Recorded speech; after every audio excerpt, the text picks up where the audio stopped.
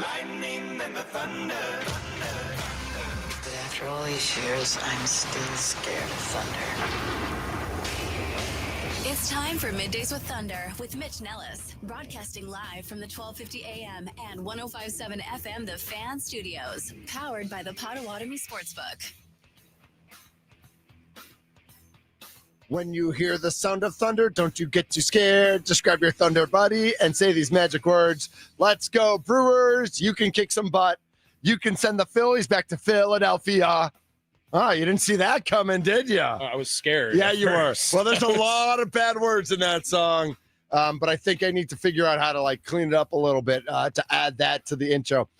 Good midday and welcome in to Middays with Thunder. My name is Mitch Nellis, a.k.a. Thunder. Tommy Big Dub Wirtz is on the other side of the glass today. We've had the gentle giant Charlie using the past couple of days. Today we've got Tommy Wirtz. Tommy, how you doing, my friend? I'm doing well, Mr. Thunder. How are you? I actually, because usually I am immediately working right after this show. True. That's the first time I've heard the open. That's really? Yeah, that's a pretty good one. Yeah. McD does good work. Oh yeah. I want to put the Thunder Buddy intro in. It might have some beeps in there. Okay. But I want to add that, and then I think we're good to go. Yeah, that's the first time I've heard it, I said. So that was I was impressed. I actually want to know where that lady, what that is from. And I just want to tell her, you don't have to be scared of thunder. I'm not scared. Tommy, am I scary? I mean, I'm loud. No. I'm energetic, but I'm not scary, right? No scare, fear in strength. I'm a big hugger. I lead with kindness. Even when I'm mean to somebody, it's always with positive intent. I never have mean intentions. No, you do not. I'm trying to think that's a good thing. Who do I have mean intent? Who am I mad at in the sports world right now? Luke Fickell. I'm not, but I don't have. All right, we'll get to Luke Fickell. This is Middays with Thunder here on 1250 AM, 105.7 FM, The Fan, free on the Odyssey and iHeart apps, and free and live on YouTube at The Fan Milwaukee. Here we are, Milwaukee Brewers, big time, much needed win last night, 6-3 over at AmFam Field, up 5-0 after one. And we mentioned it briefly on the Mason Crosby show. Man, if Bryce Turang, if he leads off with a home run, I guarantee you he'll score a run because it's a home run. But I will also guarantee that if Bryce Turang leads off with a walk, dude is coming around to score. He leads off with a walk. He's still second. Churio gets hit, and the rest is history. They put up 5. Collins with a 3-run bomb in that first inning, and just all good things. And then they had to hold on, right? The Brewers had to hold on a little bit. It got a little dicey, and that's kind of where we want to start things with today is how are you feeling about this Milwaukee Brewers bullpen? 414-677-1250 is the Nicolay Law Fan Talk and Text line. You can chime in at any point. Remember, we are creating family here on Middays with Thunder. So if you want to be a part of the family, Ty from Arizona already said he's in the family. So he is number one. If you want to be part of the family, you just jump right in. We're stealing this a little bit from 100 years ago. There was a station across the street that had a list. We're not creating a list. We're creating family. We want you to be part of the family here on Middays with Thunder. So Ty from Arizona, Milwaukee native, he jumped in. You can jump in as well. But Jose Quintana gives them 6 1/3 strong innings, gives up a meatball in the 7th. And that's when things got a little dicey. But they then went to the bullpen. Ashby, Uribe, Koenig got the job done. And the Milwaukee Brewers, I guess, escaped a little bit, though it felt like, they were in control. But 3 runs is obviously a lot tighter than 5 runs. They were in control, but they escaped with the win. Our Milwaukee Brewers extend their lead. And again, like Drew Wagner told us, so obviously the Brewers beat Philly last night. The Cubs also lose. The Dodgers also lose. It's just a great, when everybody else loses and the Brewers, when your magic number jumps by 2 in any given night, that's just a good feeling. Our Milwaukee Brewers now 6 up on the Cubs, 5.5 up on Philly for the number 1 record in the National League. All good things for our Milwaukee Brewers. They play again at 3:10 today. Freddie is on the mound. Freddie Peralta against Ranger Suarez. That's going to be a great pitching matchup. Suarez has cooled off a little bit. Didn't have a great August after having a great first half of the season. The leadoff show will be on at 2 o'clock. So I want to know, how you feel about this bullpen today. Do you trust the bullpen at this moment? Are you especially worried about the overuse of Mears and Uribe and Koenig? Are you counting down the minutes till Trevor McGill comes back for this team? What are your overall thoughts on this Milwaukee Brewers bullpen? And so, Tommy, I'll throw it out to you. How are you feeling about this Milwaukee Brewers bullpen? The bullpen is maybe one of the scarier parts for me on this team right now. I do think that the Brewers have, they could not live up to that run of August, right? August was just unbelievable the entire time, and especially the first 2 weeks. But what we have seen now is that obviously the bullpen has been worked maybe more so than in years past, right? And that's maybe that also should be a point now, Mitch. Like, should we be more worried about starting pitching than we are really about the bullpen? Because the reason the bullpen is overused is because the starting pitching ultimately hasn't been lights out, all ace level stuff. You have, and not just lights out, but that they're not going deep. Like Freddie can't go more than 6. Mizorowski can't go more than 5. Woodruff typically goes 5. I guess he can go 6. Quintana goes the deepest, and he's kind of like the wily veteran. Priester gets his way there too. But mainly those 3, Freddie, Woody, and Miz, can't go deep into games. Maybe Woody will get there in a month. And, if he could throw a 7 or an 8 inning gem in the playoffs, that would be absolutely unbelievable. But because they can't go deep, the bullpen has been counted on night after night after night to really put up goose eggs. Yeah, and on top of it, I think that we've seen a lot of good stuff from the bullpen. I think Abner Uribe has been a great story this year. Obviously, before McGill went down, he was great in the 9th inning for Milwaukee, and even Jared Koenig getting that opportunity yesterday in the 9th inning to close things out, to handle business like that. Very big of him. But, it's that long leverage relief, right? It's the Aaron Ashby coming out and being forced to work 2 innings on some nights. And they did it with DL Hall, and it kind of stressed his body out to a point where he got banged up and hurt. Now you're getting to this point of the season where you might be comfortable with how your team looks in October, but you have to be healthy enough to get to October now at this point. Otherwise, the team could look completely different for Milwaukee. We've seen it with some pitching injuries now with McGill and DL Hall, but now on top of it, add in Christian Yelich back soreness. Like everyone's breath gets taken away when you see that for the first time yesterday. And you're absolutely right about that. Part of that, I believe, is just like wear and tear of a season. We're 5 months into a 6-month season. Knock on Formica, knock on Brain, a 7-month season.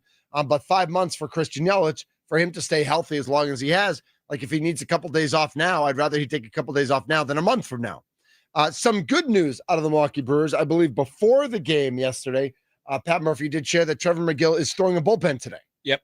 So he's already playing catch. He has a bullpen scheduled for today. And so he, like he said last week, I mean, McGill said this last week, this does not feel as bad as strains I've had in the past. I feel like I'm just going to be on the injured list for the minimum number of days. I should be back. If this was the playoffs, I wonder if he's out at all. Like maybe they shut him down for a day or two just to give him the rest, but he has the ability to come back.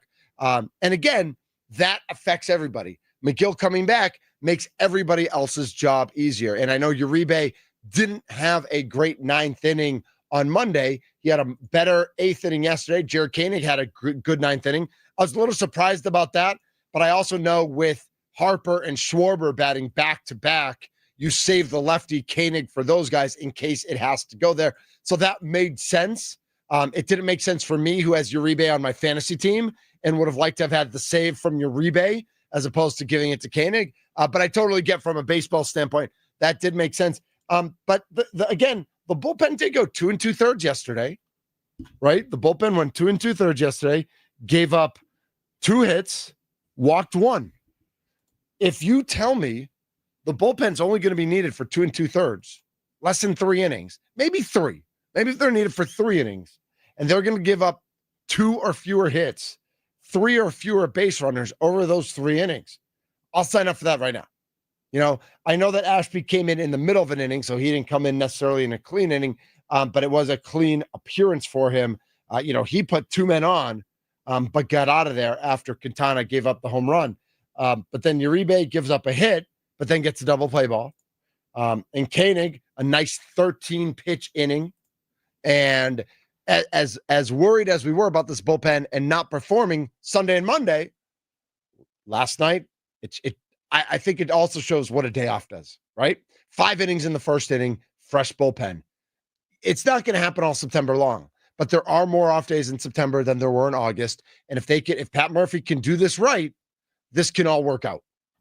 And I think that Pat Murphy is, a very good example of just how important his manager duties have been this year for Milwaukee, and not necessarily, we talked about it a little bit with Dan Campbell in that conversation yesterday on how he's not necessarily an X's and O's, but for, to make it as cliche as possible, it's Jimmy and Joe's, right? Yep, and sure. That has been Pat Murphy all year. You can see him in these post games and in his interviews pregame, just how he really demands the best out of you, but he's also just a guy that you can count on to go to bat for you as well in a lot of situations. And we've seen it now with countless different players and how he gives them a hard time to maybe razz them. And then on top of it, also be, that comforting, like good uncle type player as well. Yep.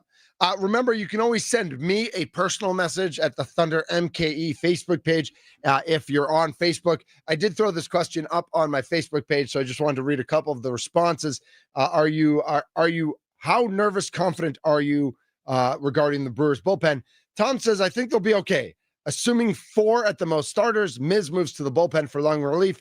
Add Ashby and Myers to long relief. Mears, Koenig, Uribe, Yoho, get him some work in Anderson for short relief. If you add Gasser, it's a very strong pen, especially adding a left-handed arm. I agree with that, but then I think about, like, I guess DL Hall's not coming back, but with Ashby, with Strazny,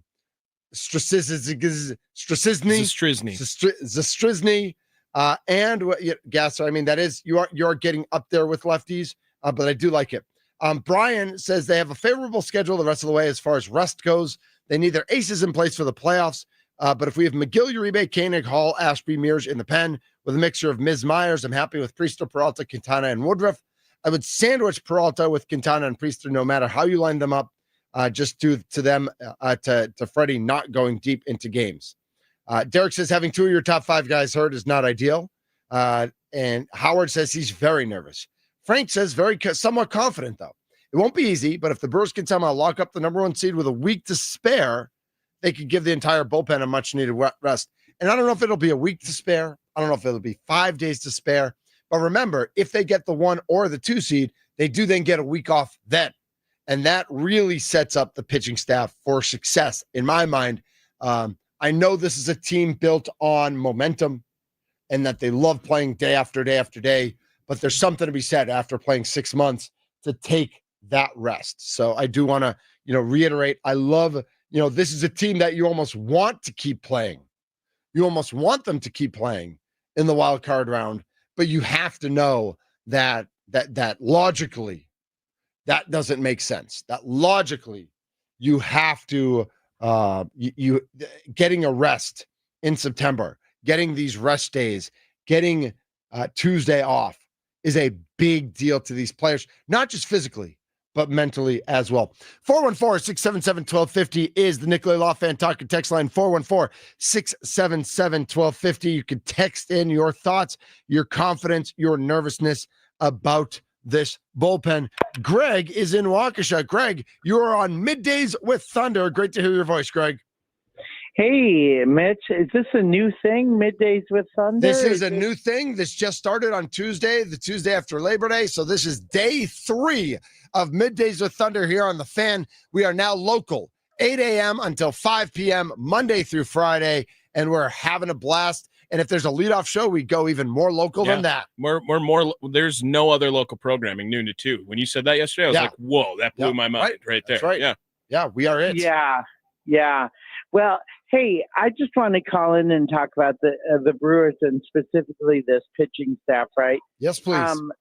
I think I'm just going to say this, and you can disagree with me. The Brewers are young. They're winning a lot of games, but I think at the end of the day, experience wins playoff games. I mean, I think Okay. you can argue that we've seen that time and time again with the best teams who are, more experienced. Look at the Phillies, look at the Braves, look at, Sure. who's won The Dodgers. the Dodgers, experienced guys win playoff games.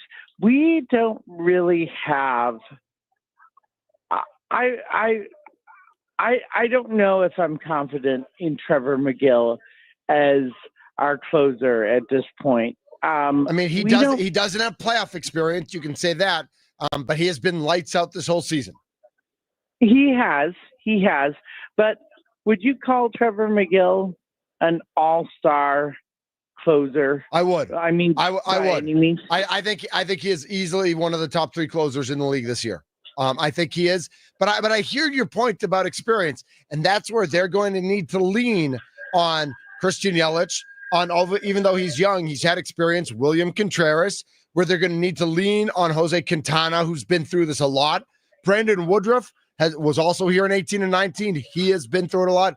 Like, they don't have a ton of experience. You're right, Greg, but they have some key guys with experience. They're going to need to lean on them. And remember, they all experienced the pain of last year. They all experienced Pete Alonso last year. And so even though that's not years and years of experience, this is a team that every year makes the playoffs. They haven't had winning experiences in the playoffs yet, but most of these guys have at least been there, and they know how much it sucks to lose and how important it is to keep their focus and to up their efforts to make sure that doesn't happen again. Yeah, but they're one and done in the playoffs. I don't know. I just They have been. Series They have been. This is not the same team. I mean, and we'll find it. The glory of all of this, Greg, is that we will find out, right? Right. So go Brewers. I'm just as big a Brewers fan as you guys are, but You're just nervous. You're nervous. I'm nervous. That's fair, Greg. You're allowed to be. Thanks for the call, Greg. We'll talk to you soon. Greg's nervous. 414-677-1250. Listen, you know what? You're allowed to be nervous. Tommy Big Dub Wirtz was at the Brewers Mets games last year. Mm-hmm. Okay. He saw Sal and Jake bring this team to the next level, and he saw Pete Alonso break our hearts. And so he knows what this is all about. And so it's okay to be nervous because, listen, whether you were at the game or not, we were all watching last year. All of our hearts were broken because we all thought with Devin Williams on the mound that this series was over, that the Brewers were finally getting through that wild card round and were finally getting to the next round. Well, knock on Formica, knock on Brain Skull. The Brewers won't even have to play in the wild card round this year, but they still have to go out and win baseball games. And yes, it's okay to be nervous about that because in a 5-game series, then a 7-game series, we don't know what can happen. You know, it's kind of like I've said with Micah Parsons. I expect the Packers to make a Super Bowl in the next 3 years. I can't predict them to win the Super Bowl because on any given Sunday, you have no idea what happens. Baseball is a little different with their 5 and 7-game series, but it's not like 162 or it's not like 140. I should have this. I should know this number by heart. But it's not like 140. What have they played? 140? They played 140. They got 22 games left. It's not like 140 games. Where over 140 games, the Brewers are clearly the best team in baseball. And they've been that way for a month now. More than that. Yeah. I mean, May 25th, they've been the best team since the end of May. Right, but standings wise, they've been ahead of everyone for at least a month now. It's but that doesn't always matter. So it's okay to be nervous. Greg, it's okay to be nervous, everybody. But it's also okay to be confident, to be excited. Q writes in the dugout on the YouTube channel, Euchre Magic. Gotta trust the Euchre Magic. Love that. Cheddarhead says it's the most wonderful time of the year. And it's not just the most wonderful time of the year because of baseball, but because of football too. And so we got a lot of Brewers talk today. We've got some Packers talk today as well. But I got to lose my brain for a second when we come back. All right. I just got to lose my brain for a second because there is something that I love. There is something that I love, and it is being messed with by the selfish billionaires. The man. by the man. And this is like the ultimate man. Like, this isn't even kind of the man. Like, we all deal with the man every day in our life.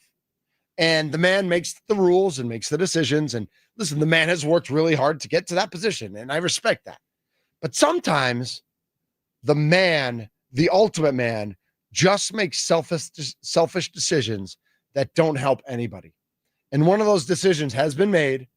And when I heard about this yesterday, it didn't surprise me, but my brain broke. And so I got to go on this rant when we come back. He's Tommy Wirtz. My name is Mitch Nellis, a.k.a. Thunder. This is Middays with Thunder here on 1250 AM, 105.7 FM, The Fan, free on the Odyssey and iHeart apps. It is chilly today, chillier than it's been. It is 58 degrees here in Hales Corners, high of 63. I'd say partly cloudy. It's another one of those scenic days when you look at the sky, like the blue and with the white of the clouds, it does look like a picture. It looks picture perfect, but it is a little chillier. So just, you do with that. You know what? You're all adults. You do with that information as you want. You want to go out in a t-shirt and shorts? You do it. You want to bundle up and put on your winter parka? You do that. I don't care. I'm just telling you the weather. You do with that information as you please because you are an adult right here on 105.7 FM, The Fan.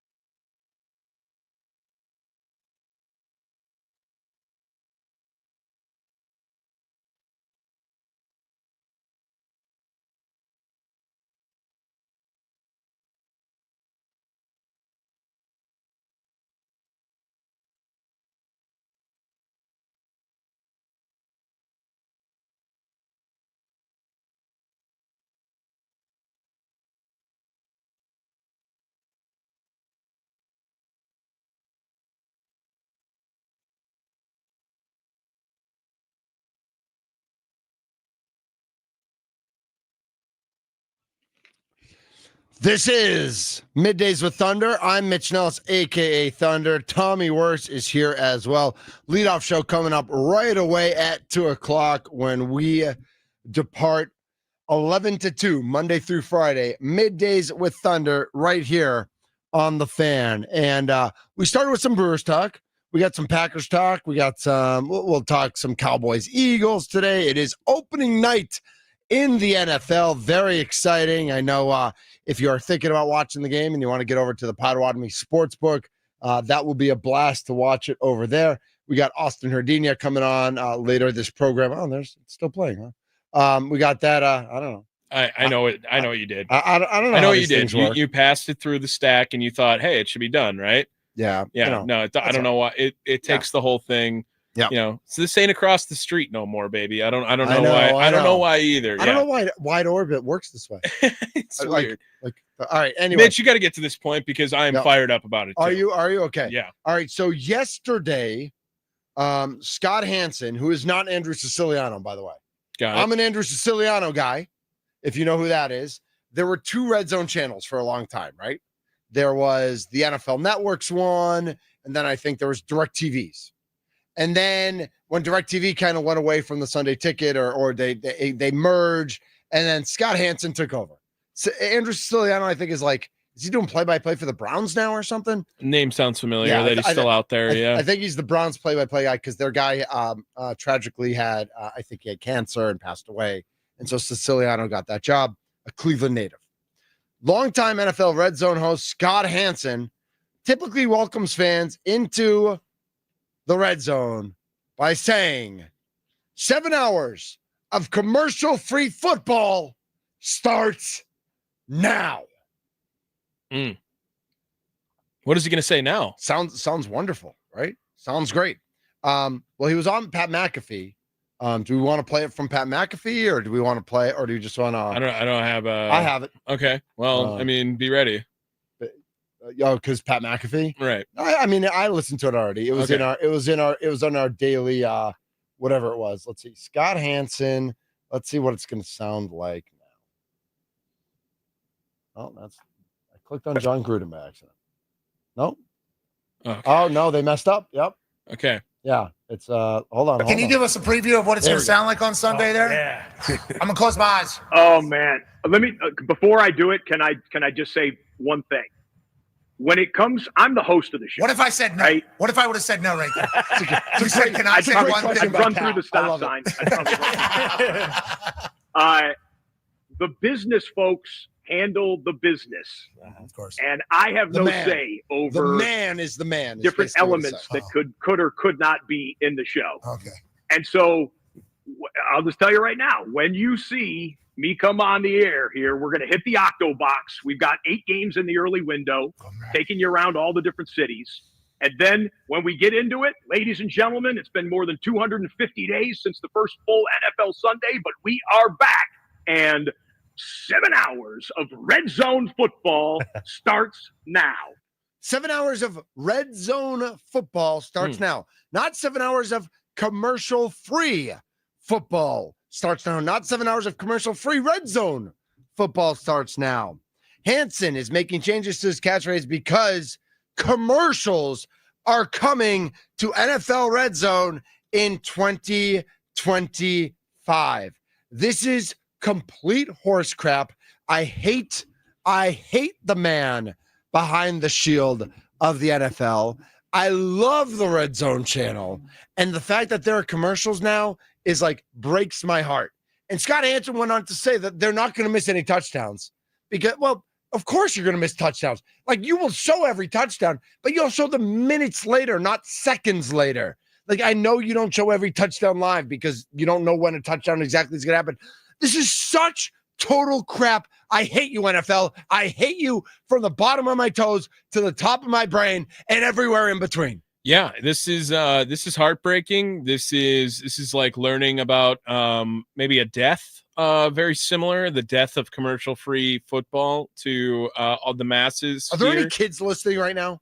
Because this is like learning that a certain someone doesn't exist. Yeah, right. I'm not going to say who, Yeah, But this is This is like if the Easter Bunny didn't show up on Easter. Right. Yes, that's what it is. Yeah. And just came at any day during the week, or at least while you were sleeping. Then the Easter Bunny came because you missed it. You missed it, and they went whenever you weren't paying attention, and you didn't know what you had until it was gone. Right. With 7 hours of commercial-free football. Except we all knew.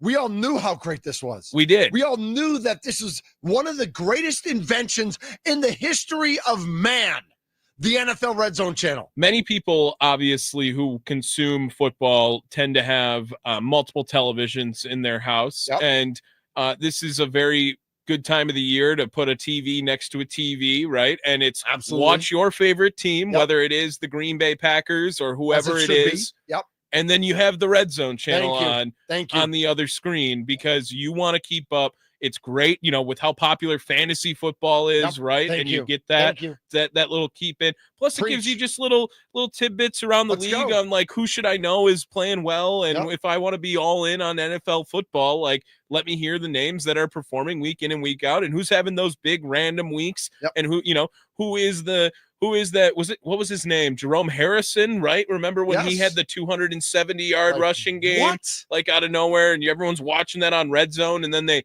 hone in on a game, the witching hour, right? I mean, now all of that is ruined because the Burger King commercials in between Screaming Whopper will be happening during this time. You rule. Yeah, right. No, you don't. Like, I mean, shut up, Burger King. It will be. Shut up, NFL. It will be. We're a Wendy's station here. It Let's will go. be all of these. And I don't know if I've ever really told you this, but I'm so locked in on Brewers, and I have all of my favorite Brewers beat writers tweet notifications on. And I was not a tweet notifications guy Kurt, Drew, Jack, until I got this job, right? But I want to hear as soon as things happen because guys know. You host a daily show about the Milwaukee Brewers. This now prevents me from ever being able to watch the game on my phone because of delay on the stream on my phone, and I'll know what happens before it happens, and it kind of ruins that, right? Yep. Well, if they are going to claim they still will not miss a touchdown, but they are in the middle of a break when a touchdown happens, I will get these updates on my phone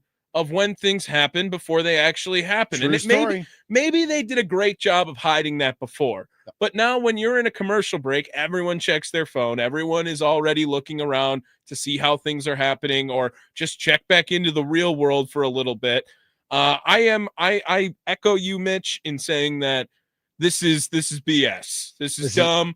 I can't believe it. The NFL, like, I know why they're doing it, obviously, with how profitable it is, but I am seriously curious now to see, first of all, how many breaks, how long are these breaks, and what kind of breaks are going to be aired during the Red Zone now with it's on ESPN now? Is that where it is? Is it on YouTube? I don't even remember. No, I thought it got bought, right? The NFL Network got bought by ESPN. Yes, so the Sunday Ticket's on YouTube. Yes. All right, hold on. I'm checking so this still says that the NFL Red Zone is on the NFL Red Zone channel. So I think it's still going to be on its own channel. It's just run by ESPN now, right? As opposed to the NFL.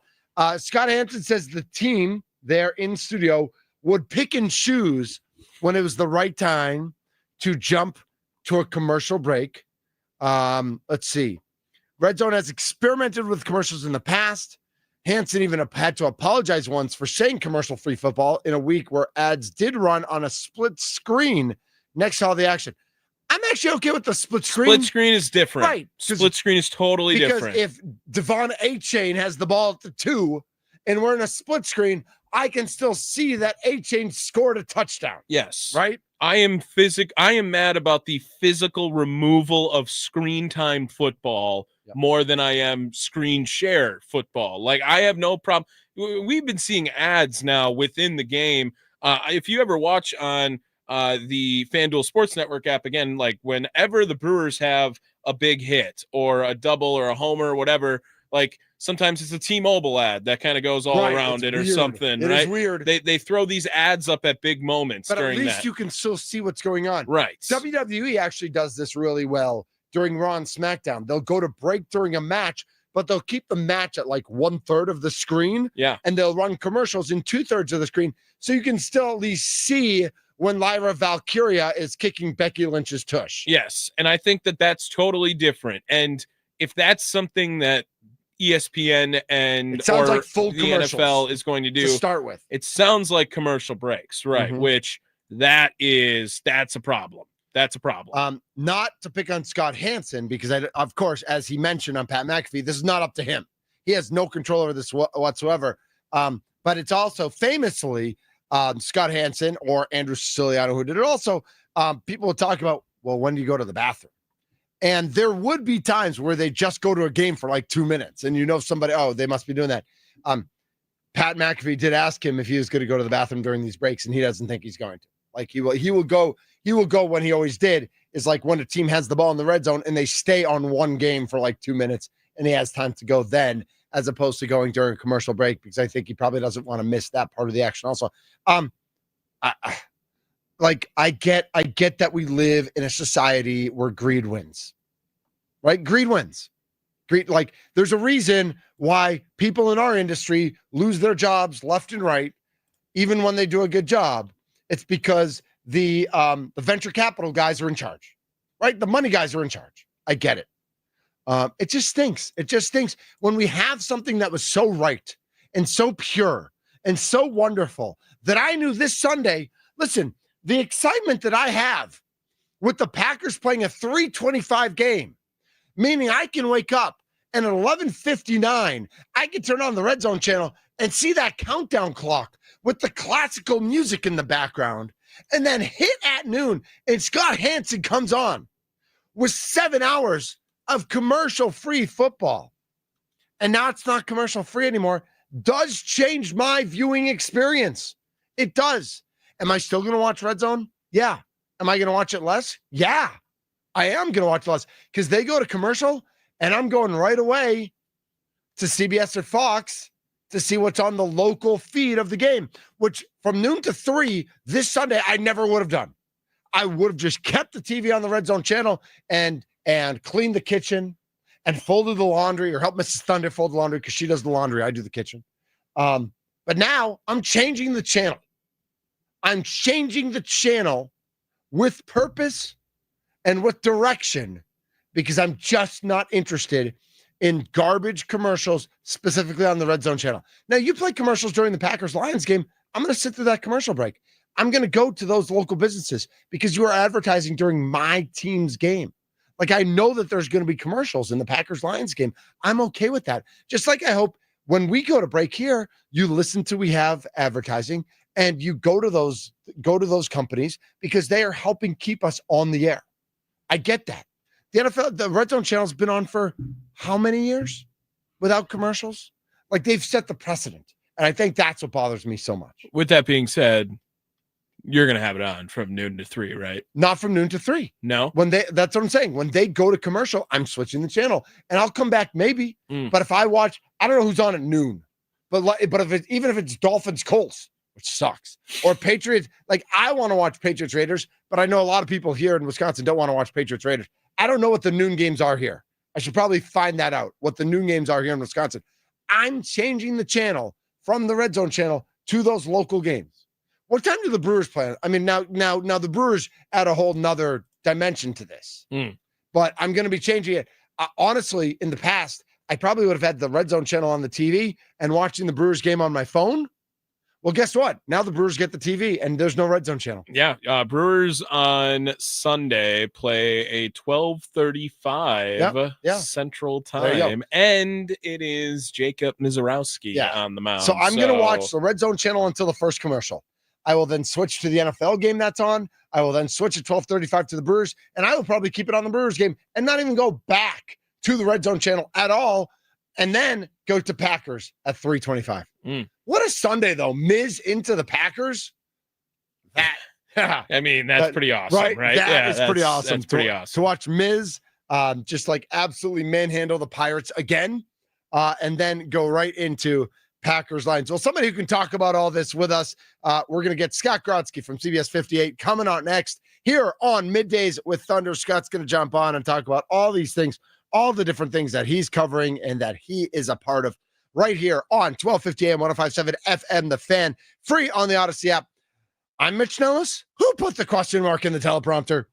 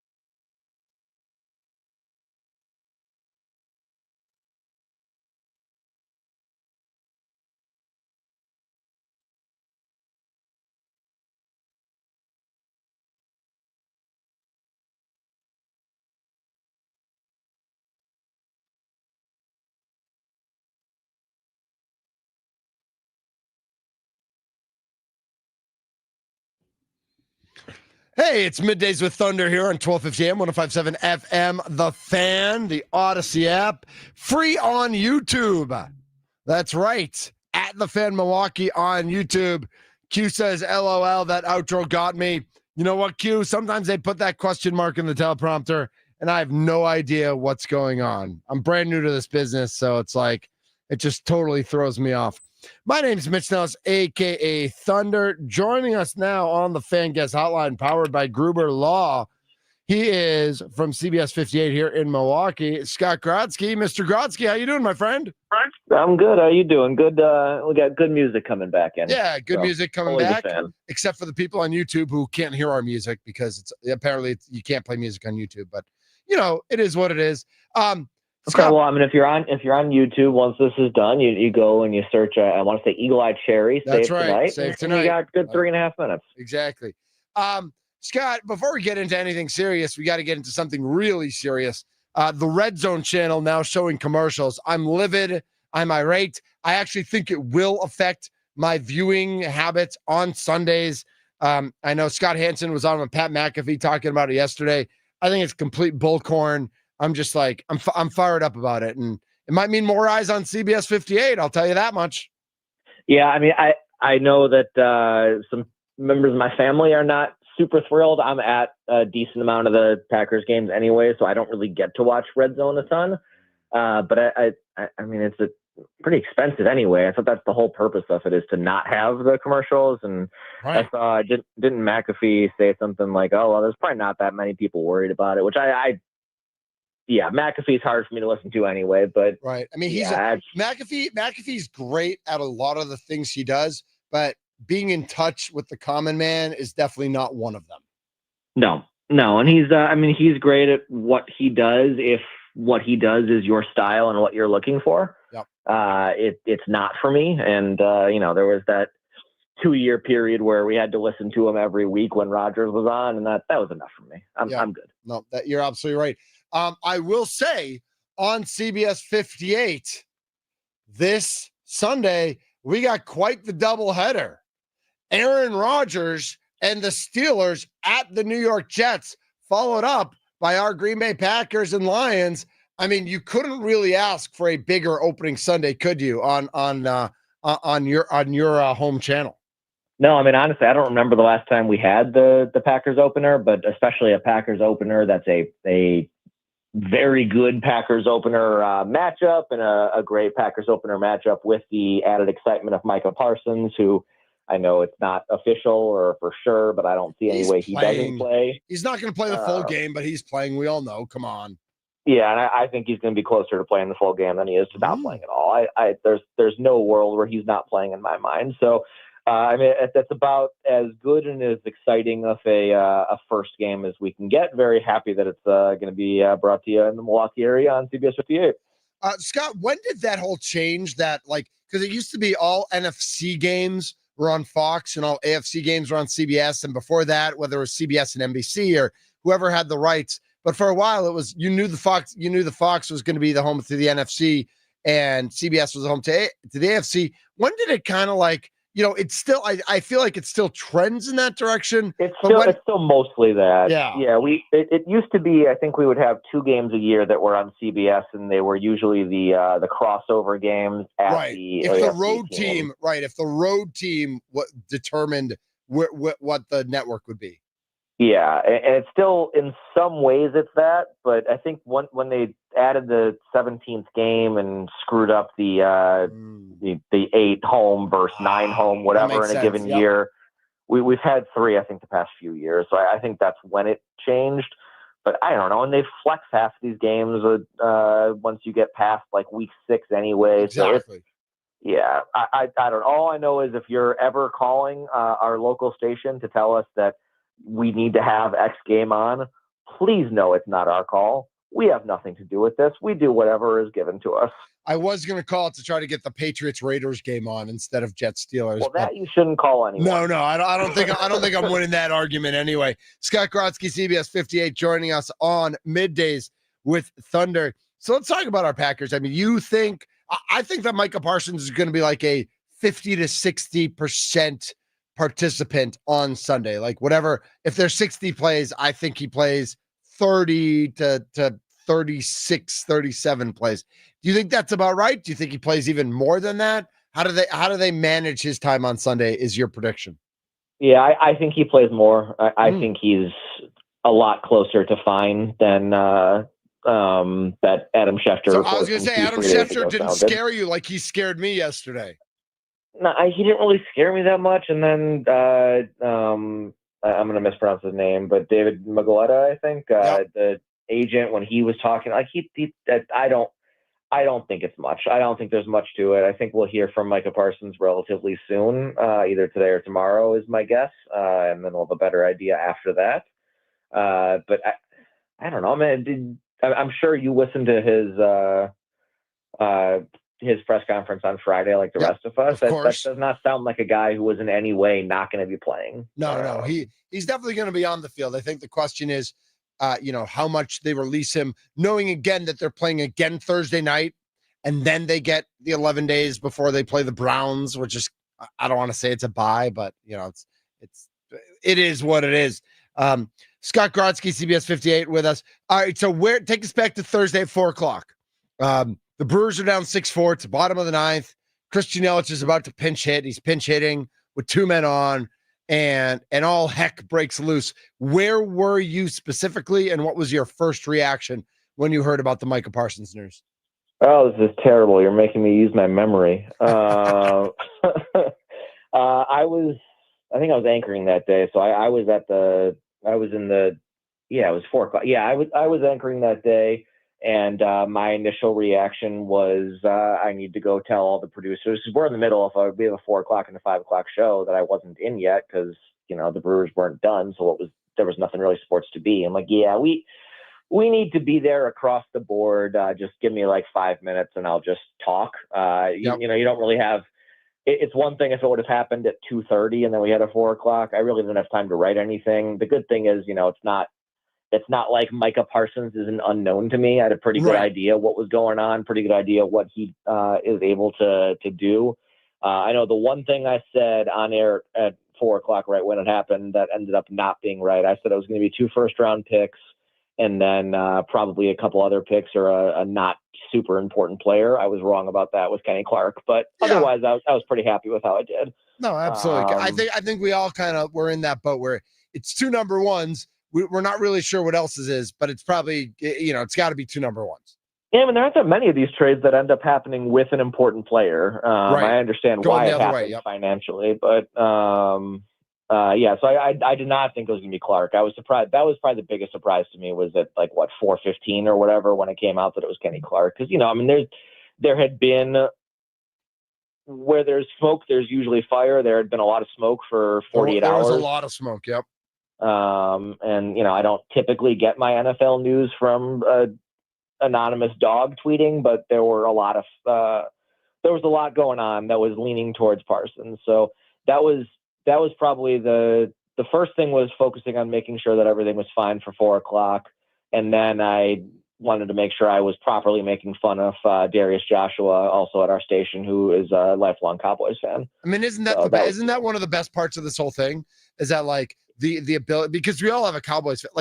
We all have Bears and Vikings fans in our lives, but man, Cowboys fans are just obnoxious. Yeah, no, and that's some of the beauty of sports is to be able to make fun of your friends as much as possible. And the Micah Parsons thing made it very easy. Although apparently could have been worse for them if they would have sent him to Philly. But that was the first hour or so, and then it was waiting for the Jerry Jones press conference that at first we thought was supposed to be Micah Parsons talking, and then it was listening to the Jerry Jones press conference, and man, was that a tough listen. Yeah, senility is a real thing. Scott Grodzki here with us on CBS 58. So what do you think about the game on Sunday? Are you I know that I think the line at the Potawatomi Sportsbook just went from 2.5 to 2. So there is some money coming in on the Lions and or a close game at least. What are your keys to the game and which direction do you think it's going to go in? Yeah, I mean, I think it's going to be a Packers win. I think them being home, them having their horrible year against the division last year, and the momentum of the Micah Parsons move are all very big pros for them. The Lions, I don't necessarily think losing the coordinators is going to be this massive death blow that I think it's sometimes being written up as. But I think week 1, it's not exactly what you're looking for to be going to Lambeau Field against an angry Packers team with 2 new coordinators. So I think the Packers win week 1. I don't know that the Packers are necessarily better than the Lions, that they're going to win the division. I think it's going to be very close between the 2 of them. And I think that, Vikings and Bears also play football in the NFC North. Mm-hmm. But I think week 1 at least is a Packers win. I think that Jordan Love's health is probably the biggest downside, question mark, con, whatever you want to call it, but I don't think it's that bad. I guess we're going to have to see, does he get hit on that thumb early on? And that could change things. But I think we saw Jordan Love playing through more meaningful, more impactful injuries last year than what the thumb of the non-throwing hand. Sorry, my dog is saying hi. That's all right. That's what dogs do. Yeah, they sure do. Yeah, she doesn't understand that it's not the best time for this. Hi, you're okay. Yep. You're okay. It's all good. All right, I think we're good now. Yeah, nice. So I picked the Packers to win on the Mason Crosby show, and I think we all picked the Packers to win. I don't think you can pick against the Packers on the Mason Crosby show. No, you know what? Every so often we do. We do picks and we keep standings. So it's like you can't just pick. You can't just pick with your heart, Scott. You got to keep it real. Yeah. Okay. All right. I take it back. No, that's okay.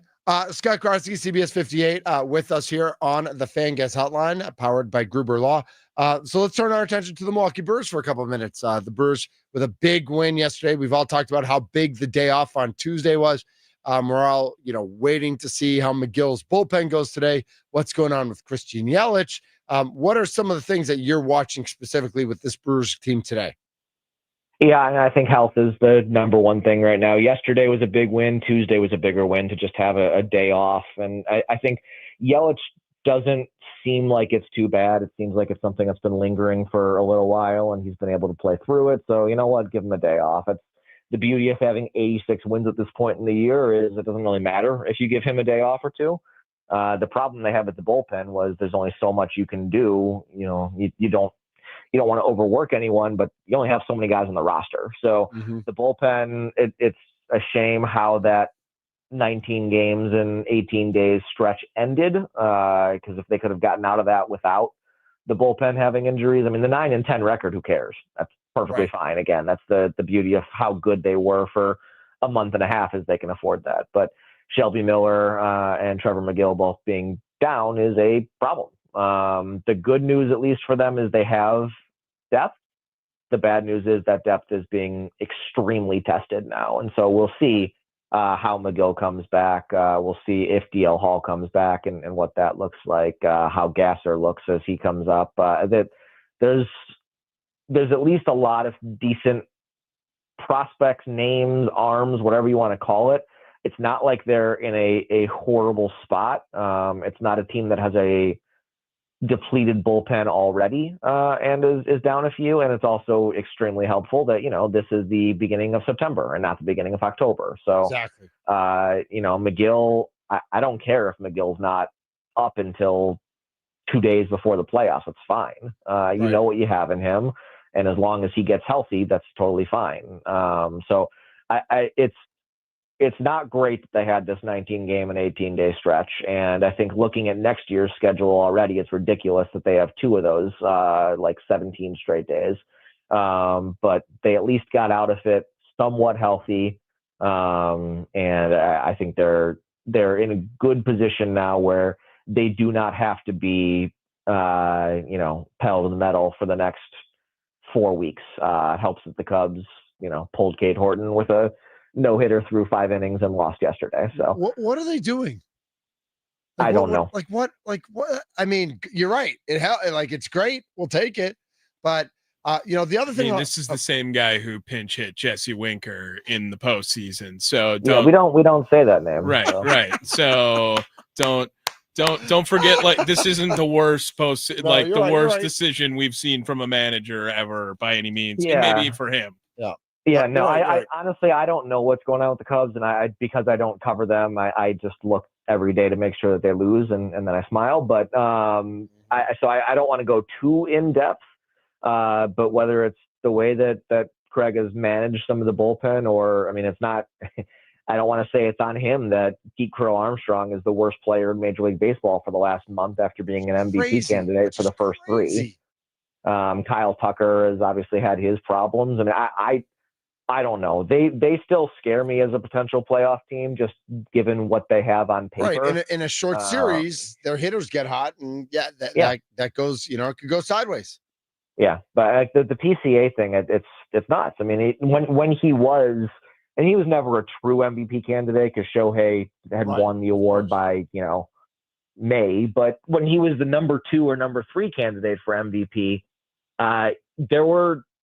he was clearly swinging at stuff outside the zone. There were a couple of causes for concern, but he hit 130 in August. I mean, he has been not just, regressing. He's literally been possibly the worst position player in baseball for the last month. And that's, I don't know how that happens. Yeah. The fact that his on base is under 300 for the season is pretty crazy. Scott Grodzki, CBS 58, joining us here on The Fan. Scott, what are you working on? What do you got specifically going on right now? Right now, I'm going to be going to the Brewers game today. And I'll see you there. Okay. I will see you there. Save and me then an it's ice all cream. Packers all the time. Yep. Are you Are you going to be in Green Bay? Yeah. I'll be in Green Bay on Sunday, and then I'll be in Green Bay on Tuesday, and then I'll be in Green Bay on Thursday. So yeah, it's Brewers today, and then it's pretty much all Packers. But then there's a week and a half before a Browns game that I'm not going to, so we can chill a little bit with the Packers after that. But they get you pretty quick when it's that Sunday to Thursday back to back. Yeah, they do, and that's it's a great thing about working in Wisconsin sports is there really isn't a time off.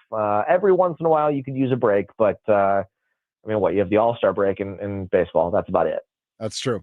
Scott, thank you so much for taking the time today. We'll catch up with you soon, and enjoy the Brewers game today. I'll see you in a little while, and then after that, make that I-43 jaunt, just own it and have a good time at the Packers games. And remember, CBS 58 this weekend, it's Steelers Jets, Aaron Rodgers against the Jets, and then Green Bay and Detroit, and that'll be a blast. Yeah, that'll be great. All right, thanks so much, Scott. Thanks for jumping on. Yep, anytime. Scott Grodzki, CBS 58, joining us here on the Fan Guest Hotline, powered by Gruber Law. One call, that's all. Stream your local NFL game all season long, kicking off with the juicy. I know that's Tommy's favorite word because I heard him say it on the Mason Crosby show, and he's very excited about it. The juicy Week 1 matchup between Detroit and Green Bay, starting at just $30 for your first year. That's only like $250 a month. Visit ParamountPlus.com. Write out the word plus. ParamountPlus.com/NFL to get started today. We've got more coming up on Middays with Thunder. Nate Hobbs and Jaden Reed both did not practice yesterday. Who's more important for the Green Bay Packers? We'll get into that discussion. Angel Reese just absolutely unloads on her team, and we're not going to get into the semantics of the Chicago Sky, but we are going to talk about the process of when a team member knows their team stinks. Like, how do you hold your tongue in today's day and age of social media and immediate 24/7 access at all times? Austin Herdina from Potawatomi will join us at 1 o'clock as well. This is Middays with Thunder, 1250 AM, 105.7 FM, The Fan. We are in the Fan Studios, powered by the Potawatomi Sportsbook. Man, I love it there. Food's great. Sightlines are great. Poker tables are usually great. Not always, but usually. I'm Mitch Nellis.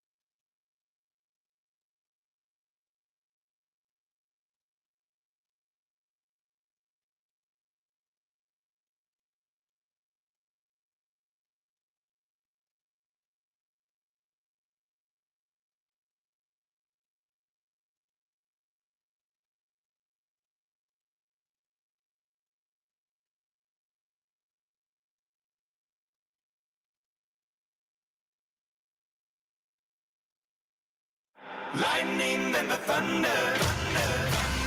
But after all these years, I'm still scared of thunder. It's time for Middays with Thunder with Mitch Nellis, broadcasting live from the 1250 AM and 105.7 FM The Fan Studios, powered by the Potawatomi Sportsbook.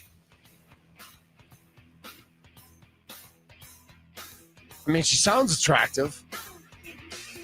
Am I wrong? Like, I got. McD knows. McD knows the answer. Okay. For those of you who don't know, McD does all our like imaging, and he's like our guru of putting things together. He here. sounds attractive whenever he has to do them too. Yeah. Oh, he for sure. Have you seen his hair? Great hair. Dude, great hair. Great pool too. And he always has. And he always has it shaped the right way. Yep. Like he's just like always on point. This is Middays with Thunder. I'm Mitch Nellis, a.k.a. Thunder. Tommy Wirtz is here as well. We're in the Fan Studios powered by the Potawatomi Sportsbook. Austin Herdine is going to join us at 1 o'clock to talk about all the things going on with the NFL season upon us at the Sportsbook. We got to hear about all the great things to eat as well. Like, that's the only bad thing about us being here and talking to Austin on the Fan Guest Hotline powered by Gruber Law and not doing it in person. Is that like we don't get to eat while we're doing it? Like, because everything else is great, but I need more time in my life so I can get there more often. But I am going to be, I'm pretty sure they still have this running right now. The Wagyu corn dog. Like I gotta try it. I gotta at least see what it's all about. See the hype about this thing. But you gotta ask Austin about that because. So it's like a hot dog made out of Wagyu? No, it's a corn dog, and it's cornmeal, but around Wagyu instead of around like I don't know what process, whatever it is.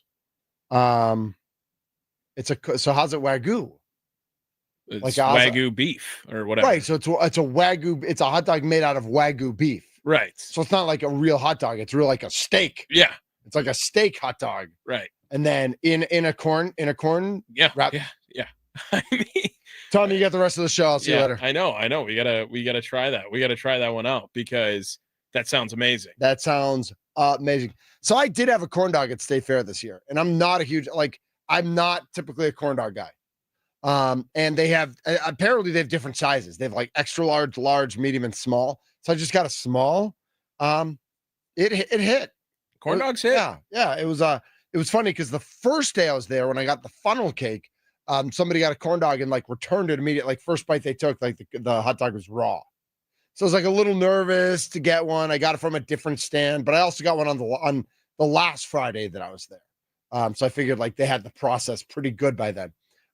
This is Middays with Thunder. I'm Mitch Nellis, aka Thunder, and we saw the injury list for the Green Bay Packers yesterday.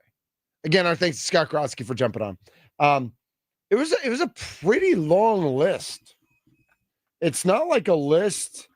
I didn't feel great about the injury list for our Green Bay Packers that they sent out yesterday. I know you guys talked about it a little bit on Pack a Day Radio, Monday through Friday, 8 to 9 a.m. with Andy Herman and Tommy Wirtz right here on the Fan. You guys talked about, you guys went over the list at least. Tommy, it's a pretty long list. Mm-hmm. Like, I don't want to get into specifics just yet. But I like it is a significantly long list for our Green Bay Packers. Right. But it feels like even if questionable is a term used a lot in injury reports in football, does it feel like 75% of questionables play is a fair number? I think so. Something around there. It's supposed to be. It's more than 50. It's supposed to be 50, right? Because if you're probable, you're 75% to play. If you're questionable, you're 50% to play. If you're doubtful, you're 25%. Yeah, it's probably maybe let's say 60%. But I feel like I agree. It's more than 50. It's more than 50% of the time you're playing if you're questionable. But I mean, we knew about a lot of these injuries already with the Packers, and they've been working through these during that time. And as we just had Scott Grotsky on, he thinks that it's more likely Micah Parsons is playing the whole game as opposed to not at all in this game. And I know that's a name that was on it, but he's been practicing. He's been wearing some pads. I know he's a little limited, but limited can mean anything, right? I mean, as long as they're doing indie drills, it feels like that's a pretty good indicator on they will be playing on Sunday. And I feel like for Micah Parsons, limited just means like he's learning the playbook. He's learning how the Packers do things. He's learning, he's working one-on-one with the coaches so that when he's ready to jump in, whether it's today or tomorrow with his teammates, like he has a base, a foundation of knowledge to know what he's doing to play off of LVN and Gary and Coop and the D linemen, the guys in the trenches. Like, I feel like it's more that, and just to like get back into playing shape because he's been sitting in for a month. He hasn't been playing. He's stayed in shape. Like, listen, I'll switch spots with him right now in terms of what type of shape you're in. Although I did hit a new low this morning on the scale, 211.8. Nice. Yeah, I'm working on it. We were in the 220s for a while, so 211.8 is pretty solid. But to see Micah Parsons, like, he's just got to get back in the flow of, like, it's a different in shape to work the treadmill versus like that spurt of 7 seconds of full energy and then laying off and then back to that 7 seconds of spurt and all those sorts of things. So Micah so Mike, I agree. And I don't know that I agree with Scott Grodsky that he's going to play the whole game. I still think they pick and choose. I still think Hafley picks and chooses when Parsons plays, but I definitely think he plays. Like yesterday, I was actually a little depressed and I got in my head. And I think Spark ended up calling me out on it on his show later on in his show on Wisconsin Sports Daily, served up by Wendy's. But I was like, when I was, because they just like every 20 minutes, ESPN was going to Schefter and talking about Micah Parsons' back. And finally, it's just got in my head like, man, his back's going to be an issue. And his back might be an issue like this whole season. Because again, we don't really care how he feels September 4th. We care how he feels December 4th, January 4th. Like he's got to make an impact on the field then. So if we need to keep his back in shape for that, I'm on board with doing whatever you need to do to make sure he's playing at max expectancy now, but still with your eye on December and January. But I with all that said, that's a long roundabout way of saying we expect Micah Parsons to play. We expect him to play at least 50% of the defensive snaps. We expect him to have an impact on Sunday. Is that fair? Absolutely. Yeah. Okay. With that, the non-part, and by the way, when we talked about the injury report, the Lions had 4 guys on it and the Packers had 8.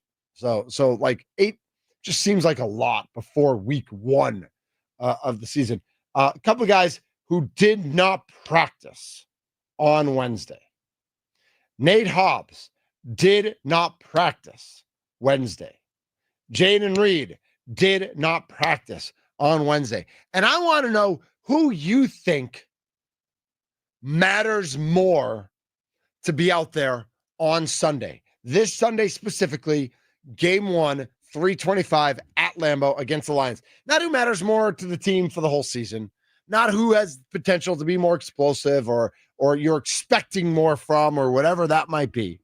But Nate Hobbs, cornerback 2, or Jaden Reed, wide receiver 2, right? I think I'm right on that depth chart. Like Nate Hobbs is the number 2 cornerback. Keyshawn Nixon's the 1. That might change, but right now I think that's where they are. Right now, Matthew Golden's listed as the number 1. So Jaden Reed would be expected to be the number 2 if he were fully healthy. So I don't think I'm talking out of turn. Yes, is Dobbs ahead of Reed right now? Maybe. Could Hobbs jump Nixon at some point? Maybe. But right now I see them as wide receiver 2 and cornerback 2. Who is more important to be on the field on Sunday? Jaden Reed or Nate Hobbs? 414-677-1250. 414-677-1250. Who are you more eager to see on the field? Who are you more excited about to see on the field? And who do you think makes a bigger impact if they both play, or if one of them can't play, them missing and not being on the field?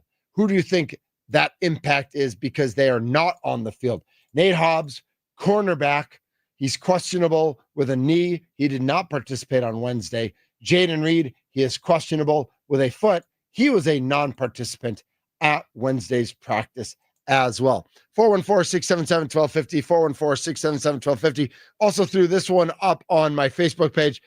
Tony writes in, Hobbs, Packers have enough wide receivers. So that's less about Jaden Reed specifically, but more about the position.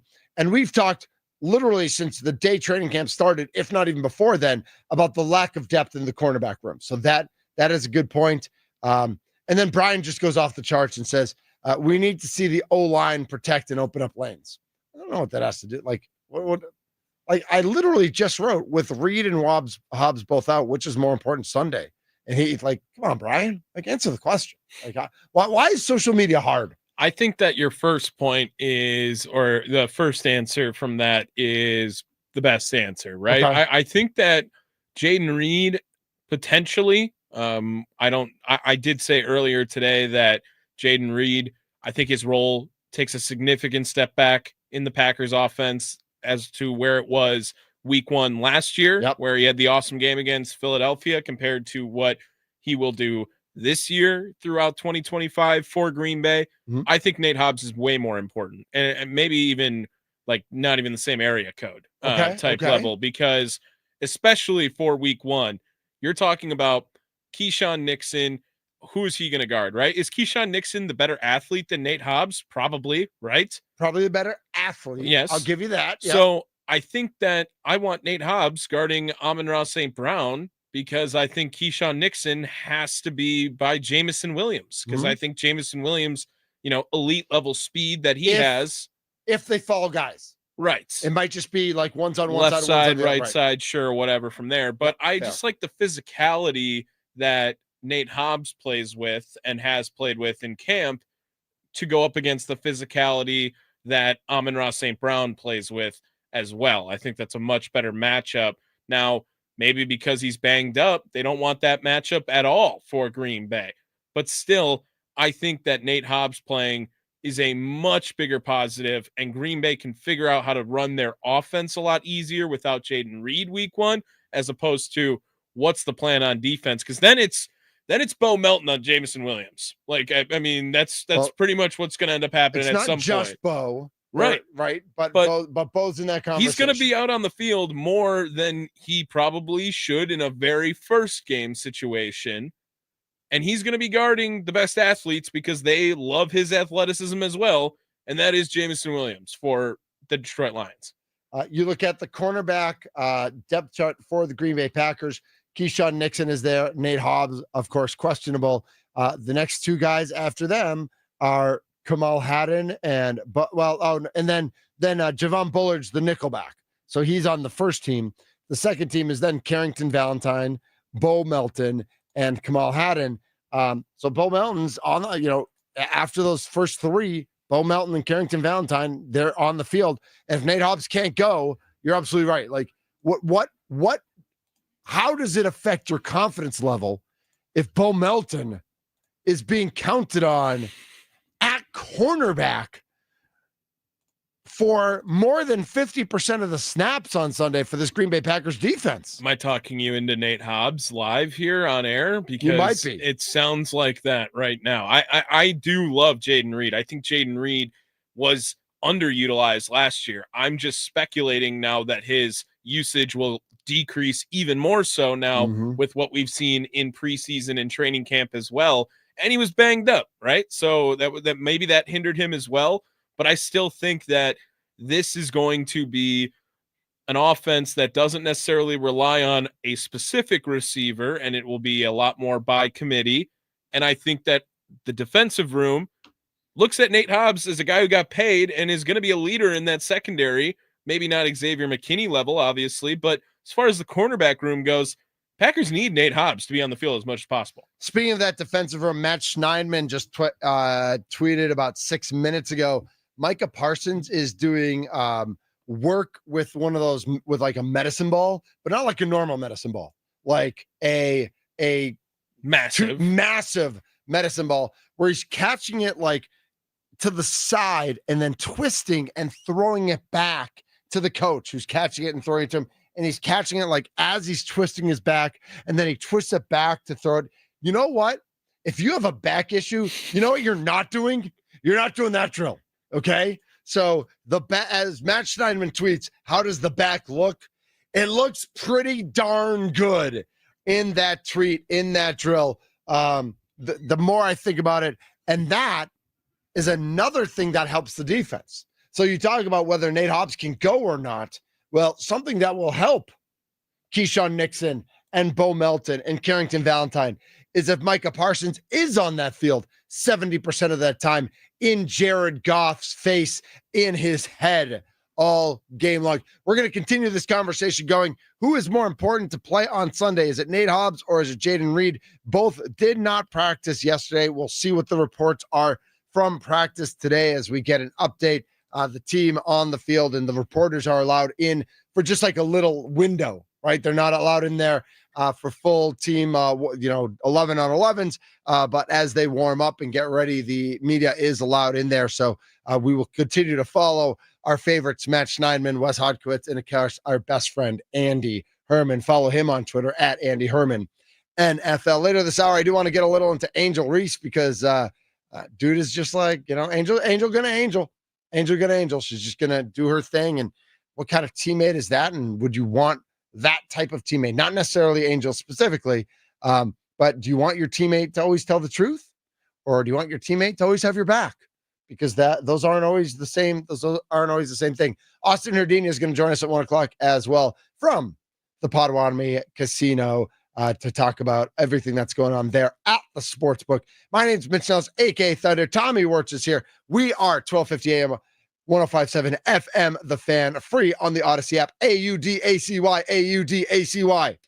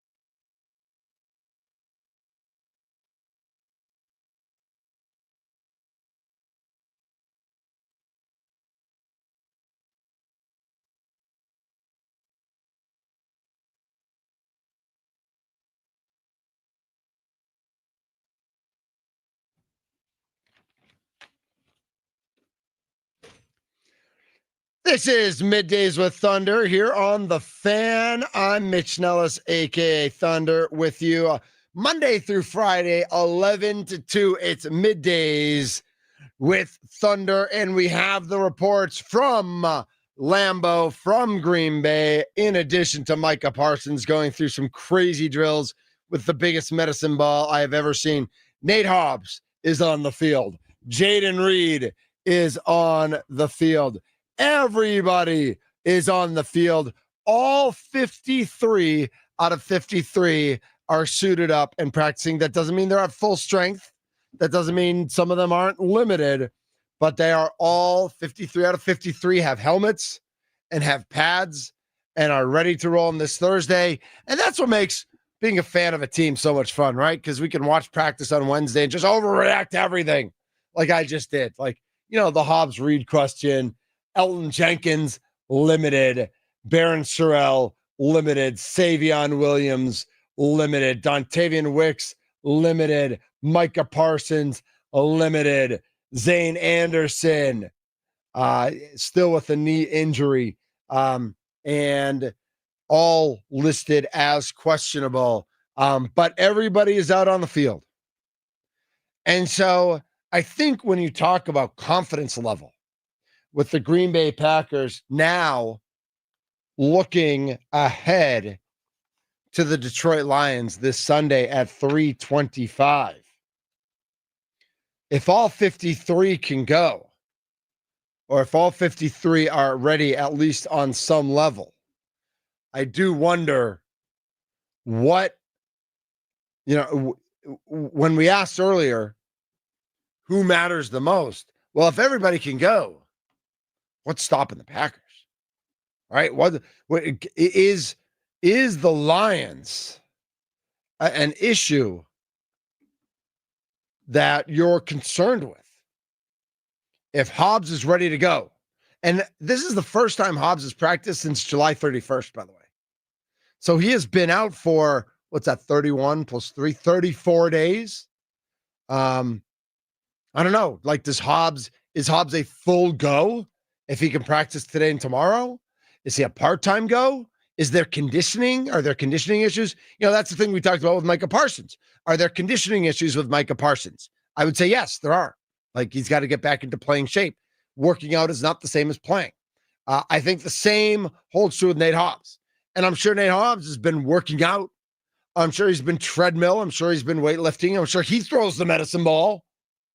But I do think that we're in a different conversation, a different situation when you're talking about playing reps on the field, making those cuts on the field, having that spurt, having that burst, having the, then the play, the whistle blows, and then you come back to the huddle, and then you do it all again, and you do it again and again for 40, 50, 60 times during the game. I don't think you can take a month off and then just go play the full game. As much as the Packers want Nate Hobbs to do that, as much as the Packers want Micah Parsons to do that, I would just be surprised if they are full participants on Sunday, ready to go.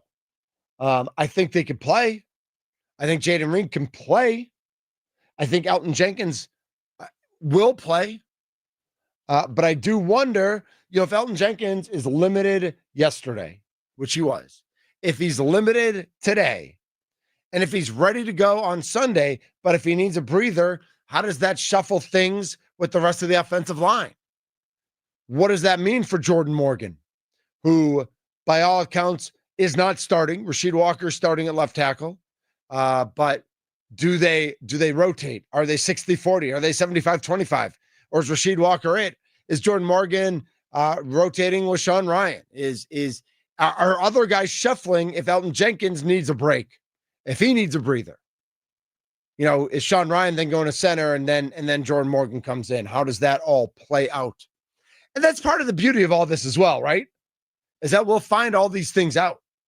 We get to find all these things out because the NFL season is here. Because the Packers season is here this Sunday. And so you look at a full complement and a full team. And one name jumps out to me as who I'm excited about. And I'll get to that in a second.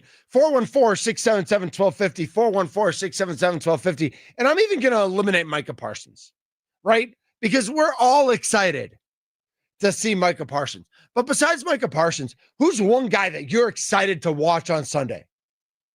Who's the one guy? To me, it's like it's an anonymous, unanimous answer. I think it's a unanimous answer. It might not be. We might get answers off the board, or you might just have somebody else that you're more excited to watch. But I'm excited to watch somebody who's wearing a number for the first time in the history of our Green Bay Packers. And I'm sorry to everybody who bought 22. And if you bought 22, like, there's no shame in that. Like, that's a cool jersey to have. I really believe that. Like, I think having a Jacob Mizorowski 33 jersey is cool because he pitched one game in 33 before he pitched to 32. I think that's cool. But I think having a Matthew Golden 22 jersey is cool. And I can't wait to watch number 0 on Sunday. I just want to see what he can do. There was an article that came out earlier today where I know Jaden Reed was like, this guy's unbelievable. Like, this guy's incredible. And a bunch of teammates, offense and defense, were like, this guy's real. This guy's the real deal. And I think if he's not the real deal, you don't list him as number 1 on the depth chart, right? Even if Jaden Reed's hurt, Romeo Doubs is the number 1. Romeo Doubs is number 1 on this depth chart if you're not all in on Matthew Golden as a rookie. And I don't mean just like, oh, well, he was drafted in the first round, and so he's got to be. No, that's not how it works. He doesn't have to. And I know they got Reed and Golden and Dobbs all listed with the first team. And so we'll see how this all plays out. But I cannot wait to see Matthew Golden make a play. And all I ask, all right, I'm gonna get hate. I can get hate for this one, right? All I ask is that his first play is not the same as number 9's first play. Should I not even say that? Was also in person for that. I was in Minnesota. Right, because you were in Minnesota at that time, right? No, I was not in there at that time. Okay. I was even dumber and drove. So you worked in Wilmer, you came back to Milwaukee, and then you went back? Yeah, that would have been, that actually was before I went to Wilmer ever. Oh, before you went to Wilmer, okay. Yeah, right, because that was 2022. How did you even know Minnesota existed? Yeah.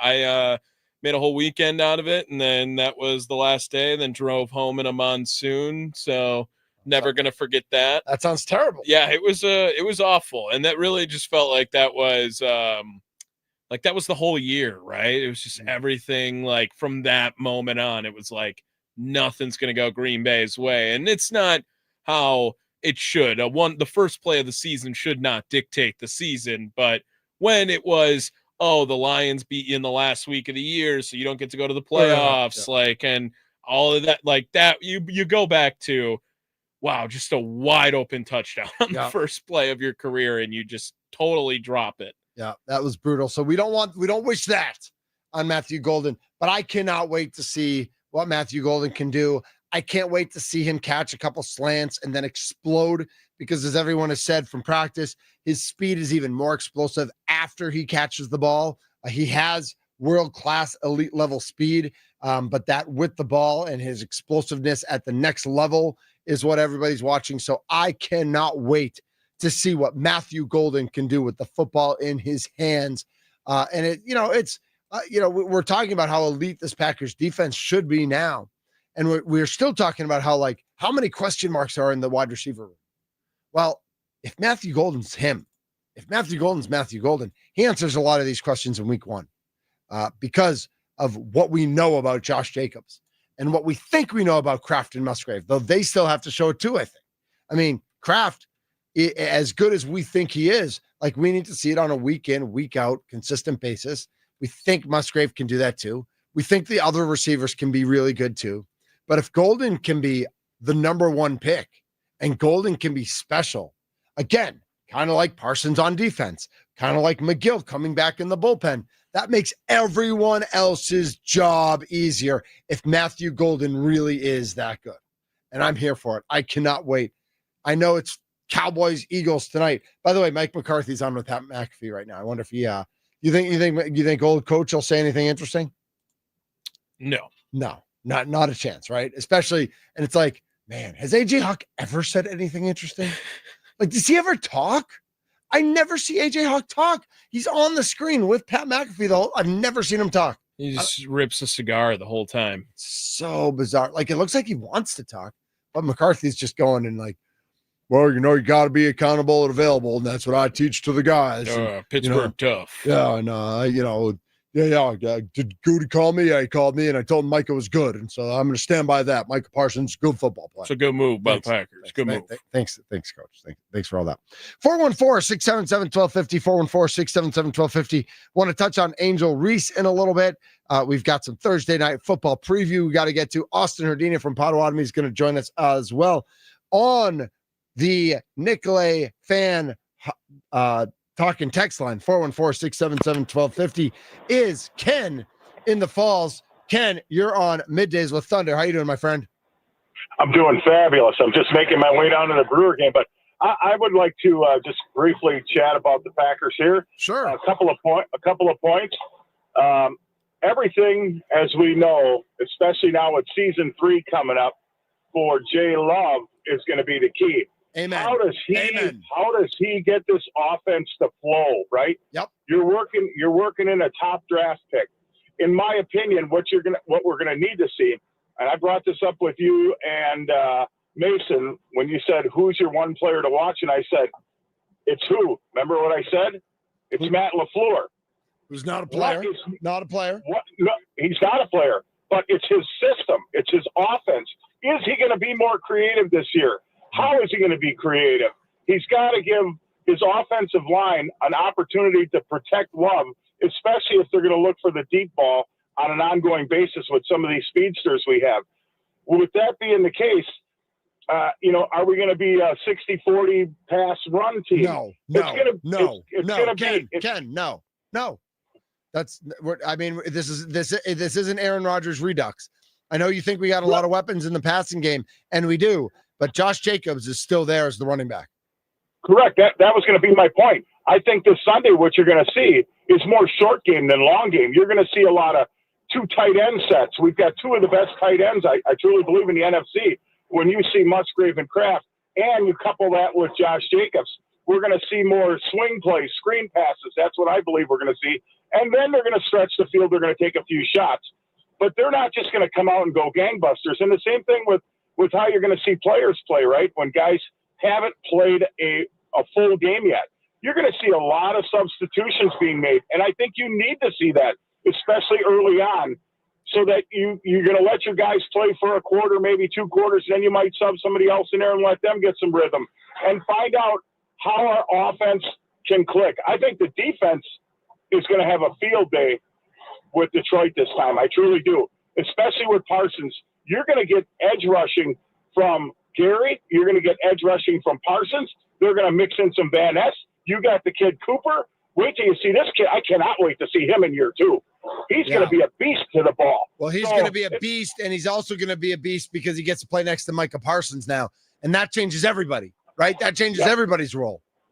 Correct. You've got guys that if you're a defensive coordinator and you look at this Packer team, you go, "Oh, how the heck are we going to defend this? How are we going to put an offense up against these guys?" Because right now, their secondary may be their weak spot, and I say may. No, it is because cornerbacks is their weak spot for sure. Yep. Because if you're getting pressure, if you're getting to that quarterback right away, okay, it's going to give your cornerbacks an opportunity to learn to actually grow into the defense when they do have to perform in the real big games, and you go up against better coaching where they know how to overcome that pass rush to give their guy an opportunity. So it's going to be an exciting season. I think the Packers are going to be about an 11-win team. The way you made it sound, that you were going to pick this team to win 13 or 14 games. Like, it sounds like you think this team is great, and you're only picking them to win 11 games? Well, here's why. There's this one. It's an I word. It's called injury. And you never know with injuries what players, especially like a guy like Parsons, right? So there's a big question mark around him right now. because of his back. You get a star player like that sits out 3-4 weeks because of injury, or you have one of your top receivers that's out, or God forbid Jacobs gets hurt. So you got to kind of factor these things in, and the Packers are smart enough to do that. Right. And I with mean, that being said, but you also factor that in with every other team as well. Well, sure, and I think that now with the 17-game schedule, you have to have guys ready to play. I think one of the key things is your practice squad guys. They got to be ready to be called up at a moment's notice. Yeah, I know we play next man up, and I know they believe in that, but I don't know that that's always true. Like, yes, it's next man up, but there's a reason there's a depth chart. And so I think that it's so important to stay as healthy as possible.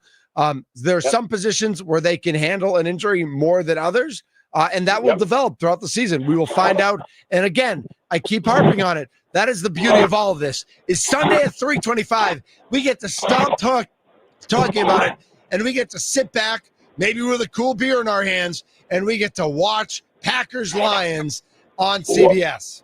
A cold beer is always a must, and that's what I'll be doing today. Amen, brother. Awesome. Ken, thanks so much for the call. Ken, thanks so much for the call. We will talk to you soon. Thanks for jumping on. Don't be a stranger. This is 414-677-1250, the Nicolay Law Fan talk and text line, 414-677-1250. Want to touch on Angel Reese and her comments and what it means to be a good teammate. When we come back, we should probably throw those out to Mason Crosby on the Mason Crosby Show as well, because what if somebody had pulled an Angel Reese while they were on the Green Bay Packers? I don't think Mason would have been too happy about the tone of those comments, although the honesty, you can't really argue with the honesty. Austin Herdini at 1 o'clock as well. It's Middays with Thunder here on The Fan.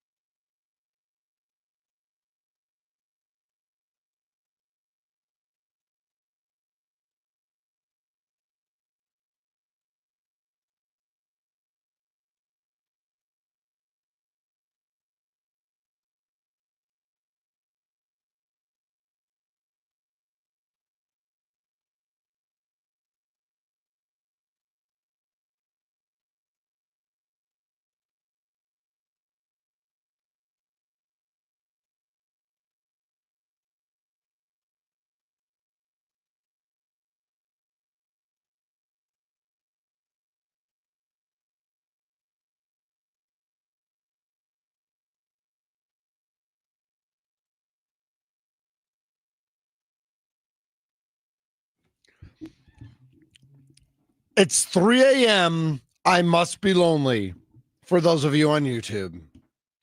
Actually, it's 12:51 p.m. and I'm never lonely because I'm surrounded by family. That's what we are here on Middays with Thunder. We are family, and proud uncle of Middays with Thunder is Tommy Works. Oh, all right. I'm cool with that. Oh, proud cousin? Are you cousin? Are you sibling? I think Nephew? you're proud uncle. I feel like you're Unc, right? You're the. Well, I'm Unc. Well, I think. All right. Are you? Well, then are we bros? If I'm an uncle and you're an uncle, are we bros? That works. Yeah. That works, right? I mean, that. I don't want to like throw you under the bus here, but I'm just like going through the ages of everyone who works at the station here on the Fan. So are you nephew of Middays with Thunder? Right. Yeah. Because you're Unc. I'm Unc. Right. I'm Unc. All right. Sparky is Am mom. I Funk? Am I Funkle? Can I be fun uncle? Fun uncle. I can get down with that. Mm-hmm. Yeah. What's Sparky's mom. Oh my gosh. You have Drew is actually an uncle, like if anything. Right, he is. Mason is the youngest child just because he gets all the love, right? Ooh, yeah. And then Andy is the middle child. Yeah. Happy birthday yesterday to Mason Crosby. I know that Karen and Jim were in Tennessee for that. I texted with Karen this morning. She said it was the best. They just had the best time. I said, thank goodness he wore his birthday hat on the YouTube stream yesterday. Like that was a must. Yeah, he was rocking that quite a bit. He was rocking out with that. I'm not settling for the same bleep we did last year. Angel Reese told the Chicago Tribune, we have to get good players. We have to get great players. That's a non-negotiable for me.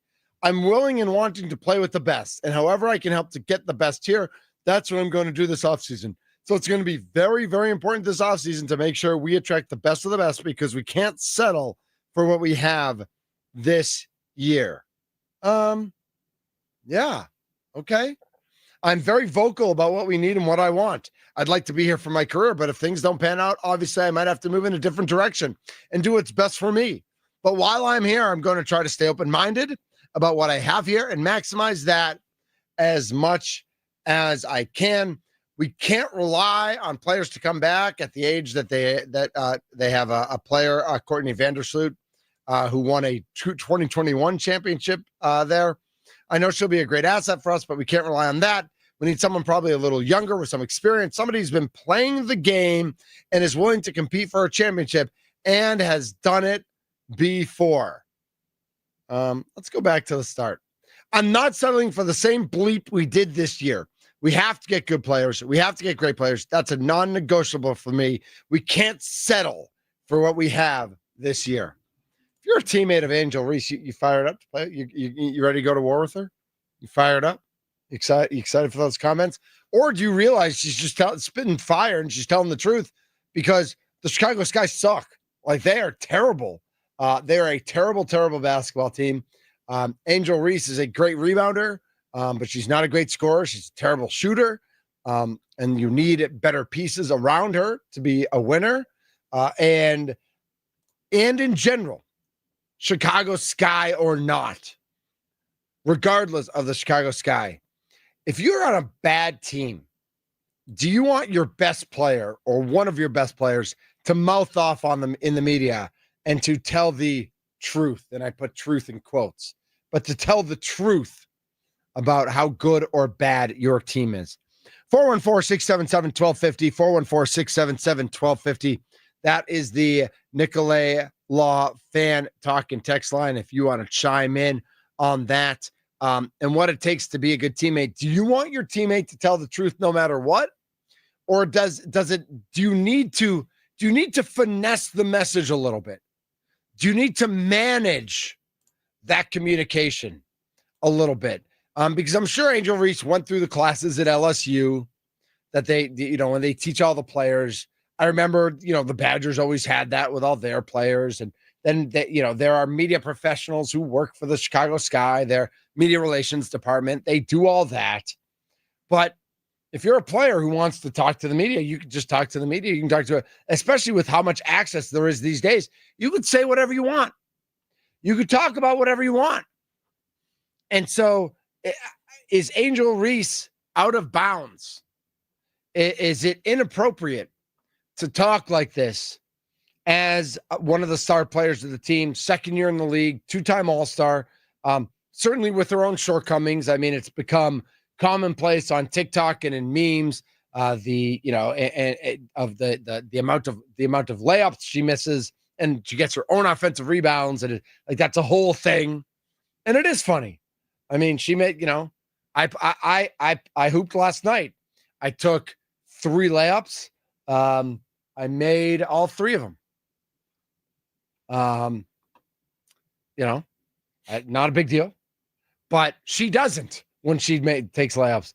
So does she have the standing to have this type? Tommy, you want a teammate like this? Do you want a teammate who tells the truth, or does there need to be a little more finesse there? I think there are other comments, as I was just reading up on this story when you had told me about it. We were going to do it this morning. Like, she also had made comments of like, I might have to move in another direction if things are. I have no problem with holding everyone accountable, right? Okay. Where, if Angel Reese makes a comment where it's like, we stink or we suck, or, you can't say it in a tone where it's, I'm better than everyone on this team and this team stinks. That's what this kind of sounds like, doesn't it? Right. And that's not cool, right? Like, that's something that you gotta have a little bit more leg to stand on for that. And Angel Reese, like, while you said great rebounder, I mean, shooting under 50% and under 20% from 3 this year, like, not really a lot of leg to stand on. And no, it's just not a good teammate from the beginning of it with her as well. I don't understand why you make the comments, really, and maybe it's just you're just trying to create more noise again, like for your team or you or for whatever. But then she also issued an apology about her comments today as well. Although she kind of did. She also said she was taken out of context, which is a complete load of crap. Yeah. And lack of personal responsibility, which Angel Reese is the queen of. Don't get me wrong. She's the queen of lack of personal responsibility. Like, she said stuff for years, whether it's with Caitlin Clark or with Haley Van Lith or all sorts of teammates or players. Like, she's the queen of, like, she says crap and then she says I was taken out of context, and people don't hold her accountable as much as they should. She did apologize. The team said they were looking into it. I mean, listen, the Sky have been terrible for 2 years. They took her and they took Cardozo, who is 6'8" from South Carolina, in the same draft. 2 bigs who don't have much skills beyond layups and rebounding. So they are a mess of a franchise. And I think that goes back to, like, all right, so if you're Trey Hendrickson or you're Jamar Chase and you badmouth the Bengals and you say they all stink and I'm good, like, how does that go over? If you are, I'm trying to think, like, if you're LaMelo Ball on the Charlotte Hornets and you're like, everybody stinks except me, like, I think you got to finesse that message a little bit. Giannis said the same thing, right? What if Giannis said that? I'm full effort. I'm doing everything. And Gary Trent drops the ball out of bounds, or we turn the ball over. I mean, or whatever happens. Like, why aren't guys stepping up? I'm putting them in position to step up. Why aren't they stepping up? 414-677-1250 is the phone number if you want to get involved in this conversation. We're going to be chatting with Austin Herdina next from the Potawatomi Sportsbook. All things getting you ready for the football season, for the NFL season, all those great things as well. Austin is next right here on Middays with Thunder on the Fan.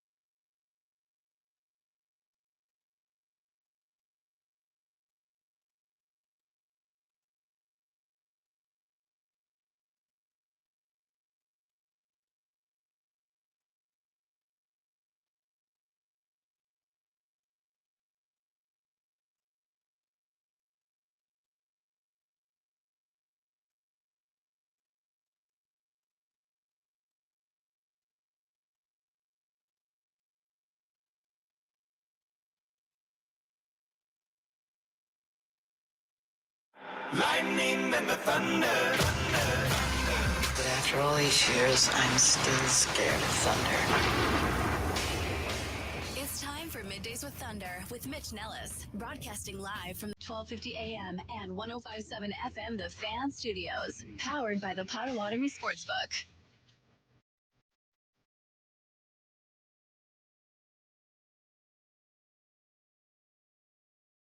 This is Middays with Thunder here on 1250 AM 105.7 FM, The Fan, free on the Odyssey app. AUDACY, AUDACY. We're on YouTube as well at The Fan Milwaukee on YouTube. We're going to keep that Angel Reese conversation going. Of course, we're monitoring everything going on at Packers practice, all 53 in helmets and pads today. And we are just 2 hours away from Freddie Peralta's first pitch over at AmFam Field, Game 3, the rubber match between the Brewers and the Phillies, who have split the first two games of this series, even though it feels like it's like a whole separate series because there's a day off in the middle of a series. That's weird. That is just weird. I get it's because of Labor Day, and they got more than 42,000 there on Monday, and they should, and it was great, except that it meant that I didn't get to go because they sold out, even though I had tickets reserved. It happens. But it's a smart just business decision. The man made a smart business decision. The man did not make a smart business decision with regards to the RedZone channel. Awful NFL The Shield. You should be embarrassed for everything that your millions and millions of fans believe in. Joining us now on the Fan Guest Hotline, powered by One Call. That's all. He is literally one of our best friends here on the Fan. He's on almost every leadoff show with Tommy Big Dub Wirtz. He is Austin Herdina. Austin, thanks so much for jumping on. Yeah, thanks for having me, guys. I'm excited. A lot of big sports going on. No doubt about that. So first of all, I have a personal question. I'm digging deep here. I got a personal question for you because I feel like I want to say Herdina. I want to put that on the end. I want to fancify it. But then Tommy told me that it's Herdina. It's as spelled. Can you clarify the etymology of your last name? Yeah, it's Herdina. My ancestors are from like the Czech Republic, part of Eastern Europe. So yeah, it's Herdina. Nice. All right. Well, thank you for clearing that up. It's great to see you on the YouTube channel. It's great to have you on the show. It's even better. And I need to do this very quickly and very soon. It's even better to see you in person because when I see you in person, it means there's 400,000 feet of screens in front of me, and there's wings, and there's pretzels, and John Kuhn's got some food thing going and Wagyu on. Corn dogs. Yeah, and Wagyu corn dogs? Is that a thing? Wagyu corn dogs? Oh, it's a thing, and I've tried it, and it's delicious. I urge anyone to come in to try that as well. Yeah, it's exciting. Just different monthly specials we like to do. All right. So what is your favorite thing that's always on the menu? Like, what do you know that if you're going to the sports book and you're grabbing lunch or whatever you're doing, like, this is going to knock it out of the park every single time? I'm a basic guy. Give me a good juicy cheeseburger or a chicken sandwich. They're phenomenal and they're really large as well. Yeah, I love the burgers and chicken sandwiches here. I love both of those things. But a good juicy cheeseburger is like chef's kiss. It's just like sometimes because it's like a comfort food too, right? Just like it makes everything right in the world. If whatever's troubling you, whatever's going on, you go to the Potawatomi Sportsbook and you get a just a wonderful cheeseburger. Everything's right in the world. Yeah. I like putting mine with, add some bacon to it. Ooh, okay. Lettuce, tomato, onion, you know it. Yeah. You added on. Austin Herdina, Potawatomi Sportsbook, joining us here on Middays with Thunder. Well, tonight is here. I mean, we still have 6 hours, but we're here. It is opening night for the NFL, and I know you love everything that goes on at the sportsbook. I know you love baseball. I know you love soccer. I know you love the horse when the horse races are happening or NASCAR. U.S. Open tennis right now. I'm a big tennis guy too. Right. Oh my gosh, we got Yannick Sinner against the Canadian, and then we got Alcaraz versus we got great tennis going on too. I know college football already started, but there's nothing like the NFL, is there, Austin? Oh no, and like our bettors that come in here let us know. I mean, from the time we opened today, we've been busier than we've been in a while. It's exciting. I mean, we got Cowboys and Eagles. You know, it's a good rivalry right there to start off the year. Obviously, I got Kenny Clark, former Packer, be playing for the Cowboys tonight. Like a week ago. Yeah. Not like he was a Packer 5 days ago. Yeah. Yeah. The Eagles, they're coming in as a 8.5-point favorite tonight. That line, it was about 7 about a week ago. It keeps creeping up. It's about 8.5 now. Total is 48. Yep. I know that, I'm looking at it right now. I got your website up right now. I basically live on your website. Like I have it tabbed on my phone. I've got it. We've got it here in the studio. Now, did I see, Tommy, you can correct me if I'm wrong. It was 8.5 yesterday. Did it dip to 8 and then go back to 8.5? Did that happen? It was at 8 this right before our picks today. Yeah. So before our picks this morning, I think, so it was 8.5 yesterday. It dipped to 8 and then jumped back to 8.5. What caused, I mean, that's only half a point, but what causes a shift in a line like that? Generally, what causes it is just bets on that market. So, like, is it dollar amount, or is it number of slips coming in? Dollar amount generally. Okay. Week 1 of the NFL, you don't normally have a lot of injury question marks. Right. During the rest of the year, you'll see points move day of based on if a guy's going to be active or inactive. Because there's a lot of times where you don't know until about an hour and a half before the game if a starter is going to play or not. Mm-hmm. So that can definitely play a factor. But I think week 1, opening night tonight, it's mostly just going to be betting action that will influence it. And I know that I was reading an article on one of the national websites about how besides the Super Bowl and maybe a big Sunday night or playoff game, opening night Thursday night is one of the most wagered on games of the year. Are you guys seeing that at the sportsbook? Absolutely. Yeah. We've had these lines up for a few months, and people have been betting them all summer long, getting ready for it. So it's exciting. It's definitely, it's the kickoff party, right? The Eagles are celebrating their championship. They're going to be hanging their banner. It's going to be exciting. Packers are down to 2. I know the Packers were at 2.5. They're down to 2. I guess that surprised me a little bit. You will have the more seasoned gamblers making their wagers, but I would just as an idiot, I would just assume that more people in Wisconsin or in Milwaukee are betting on the Packers than any other team. And so I'm a little surprised that number has gone the other way. That just means that there's a little more money coming on the Lions right now, right? I think when the number is under 3, because 3 is such a key number in NFL betting. Sure. When the number's under 3, if it's like a 1 point, 2 point, 2.5 point, I don't think you really. That's not like that's going to be money on one side or the other. That's probably going to be changing that by a little bit. Okay. I wouldn't read much into it. I mean, it's still a spread that's under 3. Most people are not too afraid to jump on that. Got it. All right. So we will keep our eyes on that one for Sunday 325. What do you got going on Sunday at 325? Like it's probably gonna be slow, like not a big deal, like nothing going on. Like what is the sports book gonna look like on Packer game day Sunday at 325? Oh, it's gonna be exciting. So you got all those games that start at noon, right? But even before that, we're open at 8 a.m. So you come on in, get your bets in line whenever you're ready to come on in and place your bets. Hang around for the noon games. But then, between that noon and 325, you got a lot of people that are going to be cashing out winning tickets, placing their next bets for the 325 games. We still have the ability to reserve your seats, reserve your tables in the sports book. How do we do that? Yeah, you go to Potawatomi.com, click on Sportsbook, and then you'll see Reservation tab. Okay. And that will allow you to choose your date and time and your party size and the location that you're looking for. And it's money that you're putting down towards your food and beverage. So if it says like $50 a person, that means it's not like you're paying $50 and you're never seeing that again. That money is just towards your food and beverage for the day. Got it. So it's not like $50 on top of your food and beverage. That is part of your food and beverage. So if you're getting an app and a burger and a beer or two, like you're basically at $50 anyway.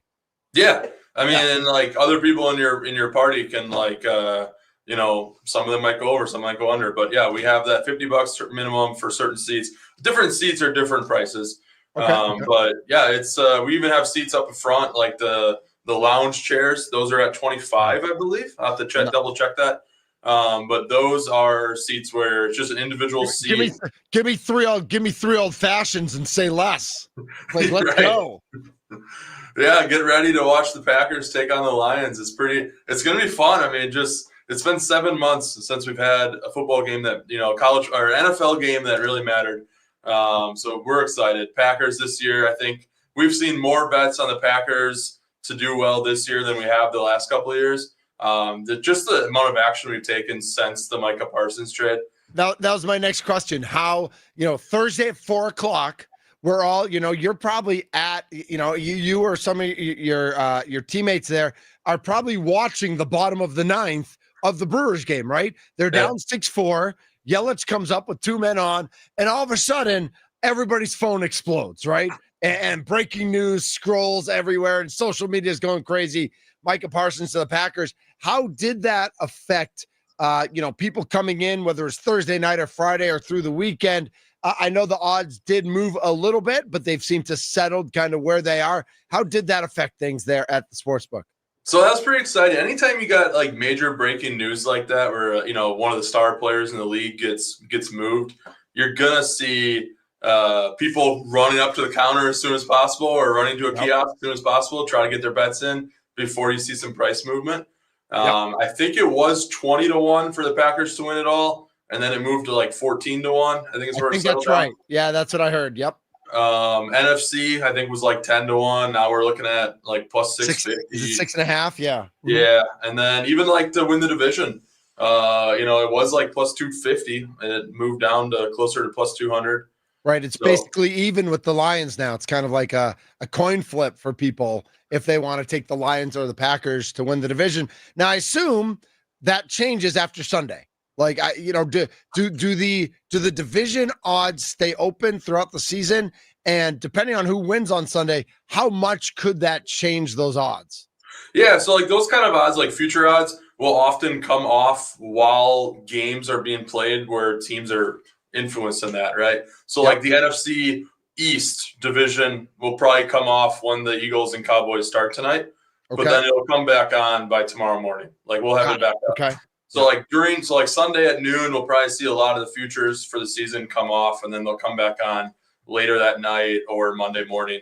But yeah, we'll have different futures available throughout the year, including division, conference, Super Bowl, you name it. They'll, even season wins. Sometimes they will update that until middle of the season. Then we usually stop. How much do you think the division number will move based on who wins on Sunday? Like, is that? Like you said, they're pretty much head-to-head even odds right now. So I think who wins that game is just going to have a leg up. It's probably going to be, I'd say the winner of that game will probably shift to about even money. The loser will probably go to about 250. That makes sense. Austin Herdina from the Potawatomi Sportsbook joining us on Middays with Thunder. Switching gears a little bit with you, Austin, with the best team in all of Major League Baseball, how has that affected the interest on wagering on Brewers games, in-game Brewers stuff? I know that you and Tommy often will pick like a player or two, and you can look at their hits or home runs or strikeouts or whatever that might be. How has the Brewers' success affected wagering this season on Major League Baseball and on the Brewers specifically? It's been a different sort of energy around the sportsbook. We still have majority of our bets coming in on the Brewers as opposed to their opponent, but just in the room itself, I mean, it might just be a random single in the bottom of the fifth, and like the crowd in here will get excited. I don't remember that last year. It didn't feel like that quite a bit. It feels like a lot of these games right now, our crowds are following along and cheering like it was like a playoff game, and it's like a playoff atmosphere at times. We're playing the Phillies awesome. right now in a series that big deal. They're one of the top teams. If we can win this series against them today, that's huge. It gives us some more confidence and momentum going into the playoffs. So yeah, it's just been exciting. Even like futures. I mean, Brewers at 8-1 right now to win the World Series. Like, I don't remember that being that low in my lifetime. That's crazy. And they just like they keep getting it done. And so on a day-to-day basis, like we talk about how football is perfect for gambling. It's once a week. You can, college is on Saturday, pros on Sunday. Yeah, we got a Thursday game and a Monday game. Baseball's every day. And I think it takes something special like this season for the Brewers to really get people activated, to pay attention to what the number is, what the money line is, and how many hits is Bryce Terang going to have tonight? Because it's going to be at least 2 because he's the best player in all of Major League Baseball. Is that right? Is he the best player? Yeah, I mean, he's in the conversation for best second baseman in Major League Baseball. All right. At his position. All right, I'll give you that. All right, so yeah, I mean, you think about before the season, like I think we were like 25 or 30-1 to win it all. Maybe even higher. To division, I think we were like plus 350 to win the division. Should have jumped on that. Tommy, we should have jumped on that. Yeah. Season win total, we already hit it. I think it was 84 or 84 and a half. Yeah, that happened. That happened before September 1st. I want to know how often in the history of Major League Baseball does a team hit its win total before September 1st? I think it happens. I think it might happen once or twice a year because there's always a team that's just a big surprise every year. It seems Blue Jays might have done it this year too. Yeah, but we've already had people coming in and collecting their winnings on the season win total overs. Yep. Some of them reinvesting that money, putting some more of it on the Brewers to win the National League or win the World Series. It's an exciting time to be a Brewer fan for sure. It really is. I want to ask about college wagering because I know that the Wisconsin teams they're not listed at the casino. Is that a state government rule? Like how is that determined that Badgers, Marquette, Green Bay, UWM, whatever it might be, that you can't bet on the local colleges? Yeah, so a couple of years ago when sports betting became legal in Wisconsin, that was one of the parts of what was passed is that we could not take bets on Wisconsin college teams or Wisconsin college athletes. You won't see bets on any of the Wisconsin Badger games to win the conference, win the title, anyone to win a Heisman, nothing like that, no awards. So we can't do that. Just the same similar kind of way where we can't take bets on people under 18 years old, right? We can't take bets on non-adults. Got it. So yeah, it's unfortunate. I mean, it's something that we would love to take bets on the Wisconsin games. Of course. I am someone that is in more of the belief that it does more good than harm to ban Wisconsin games because if there is some shady action going on, we would see it, right? We would see it. We'd be able to share it, get it taken care of. When you do something like this, you're just going to urge people to find, people that want to bet the Badgers, they're going to find other ways to do it that is maybe not against, maybe not, how do I say this, lawful. Maybe not above board. Do you think that is that something that could get re-legislated? Is that something that you think the state government would look at some point after Potawatomi and maybe some other casinos around the state show that gambling is working out in the community and that it's a better, source of entertainment than it is a negative, that sort of thing? Yeah, we're trying. We're pushing for it. It's people levels above me that are, having those conversations. But yeah, it's something that, we definitely want to have happen. And something that we hope going forward, maybe not this year, maybe next year, who knows, but it's something that we hope to have in the future. Austin Herdina, Potawatomi Sportsbook. Go to Potawatomi.com, click on or hover over Sportsbook. You don't even have to click on it. You hover over Sportsbook. You can check out the wagers, how to play, the TV lounge, the dining menu, the reservations. And when you click on reservations, one of the cool things when you click on reservations there, Austin, is as you said, you can reserve seats, but you also have you guys have a menu of all the games and everything going on. So like, for instance, if I click on Sunday, you've got the NFL noon slate and I can see what's on there. You've got the 3 p.m. slate and you can see what's on there. If I go backwards, I can see what the 11 a.m. slate for college football and the 2:30 slate and the 6 p.m. and then the night slate. Like, you have all these divided as a sports fan would do it, because that's what, for sports fans, that's how we talk about time. We talk about the noon game and the 3 o'clock games and the night games, and you have it laid out for us right here on the Sportsbook's website. It's beautiful. Yeah, you can see exactly what you're coming in for. So if you're like, oh, you know what, I really want to catch, maybe I'm someone that's just a huge, I don't know, maybe you're from Illinois, unfortunately, right? You come over and you're a Bears fan, right? Maybe you want to come in for Monday night, but whatever it may be, there's, you'll see what time your team is playing. And then even stuff like UFC pay-per-views, those get really busy here. And listen, UFC's blown up. Like, it is legit for sure. Yeah, by the time the pay-per-view starts, every seat in here is taken. There's standing room, people standing room only. So those are reservations that you should get ahead of time for sure. But yeah, if you're looking to come in for any of these football games this weekend, go to Potawatomi.com, hover over Sportsbook, click on reservations, take a look at the selections and find what you want. Yeah, awesome. It's going to be an absolute blast there all weekend long.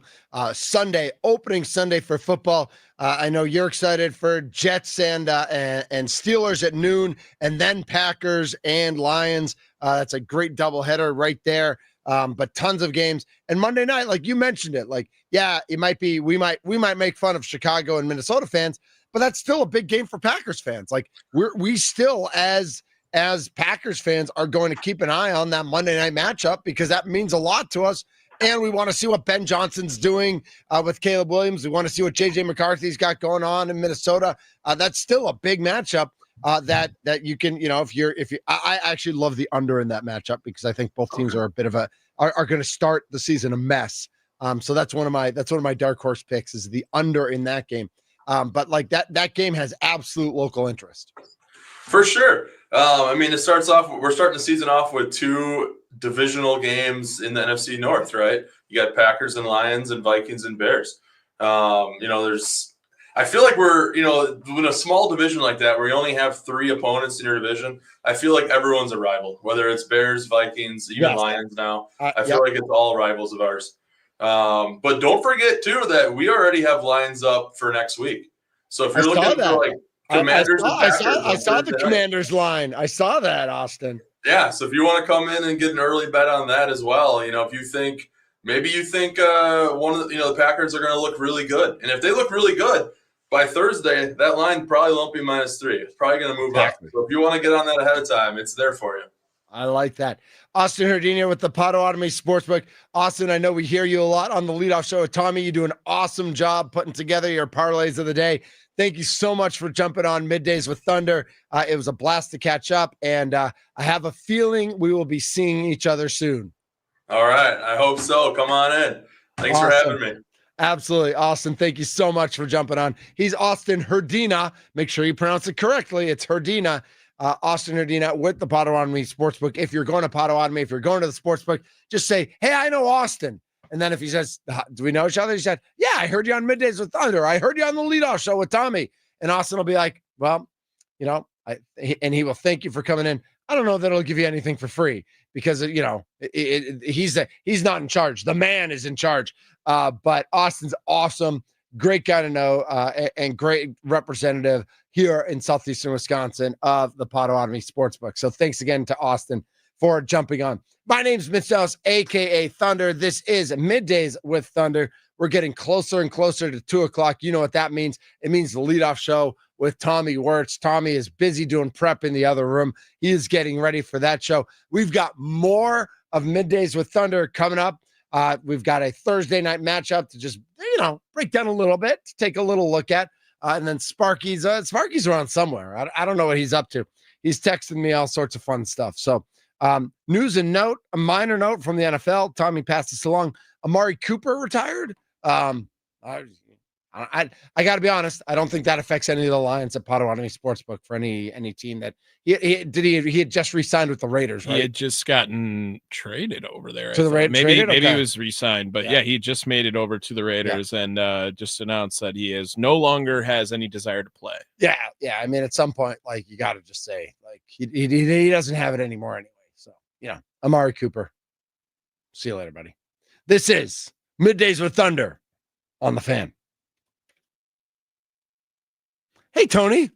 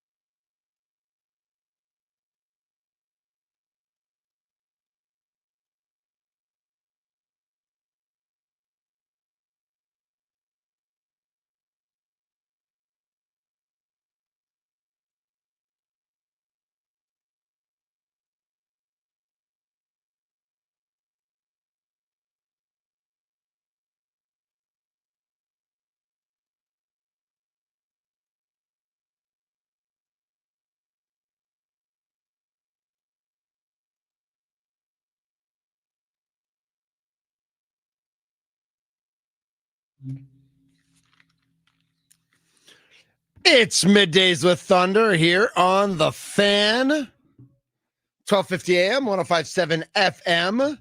The Fan.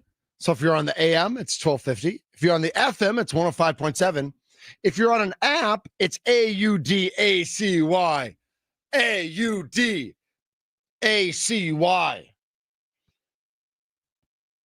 It's Packet A Radio from 8 to 9. It's the Mason Crosby Show from 9 to 11. It's Middays with Thunder from 11 to 2. It's Wisconsin Sports Daily with Steve Sparky Pfeiffer from 2 to 5. And today from 5 to 6:30, it's the leadoff show with Tom. No, it's not. He's on from 2 to 3. That's not today. That's other days when they play at 6:40. Tomorrow, the Brewers, and we'll talk about this more tomorrow, but tomorrow the Brewers have one of those Apple Plus TV games. I know everybody's really excited about that. I can't share my login with everybody. I'm sorry. I wish I could. I do. I wish I could share my login with everybody. That would be amazing. That would be really cool. I know I'd be everybody's best friend. I just can't do it. But I wish you good luck with that and hope that you figure out a way to watch the Brewer game tomorrow. Tommy, do you hate what Apple Plus? Like what are we doing here? I bought it. Remember last time? Yeah, but do you hate it? So you have it. So are you watching Ted Lasso and Shrinking then? I watched The Studio. Okay. Which is phenomenal. Okay. That was great. I don't have a lot of free time to watch a lot of TV. It's fair. But I did watch The Studio when I was in my leisure time. Okay. I got through that in like maybe a day and a half, 2 days. Okay. And that was a great watch. That was worth it. All right. I got to write that down. The Studio. So obviously Ted Lasso is amazing. And you should watch that at some point.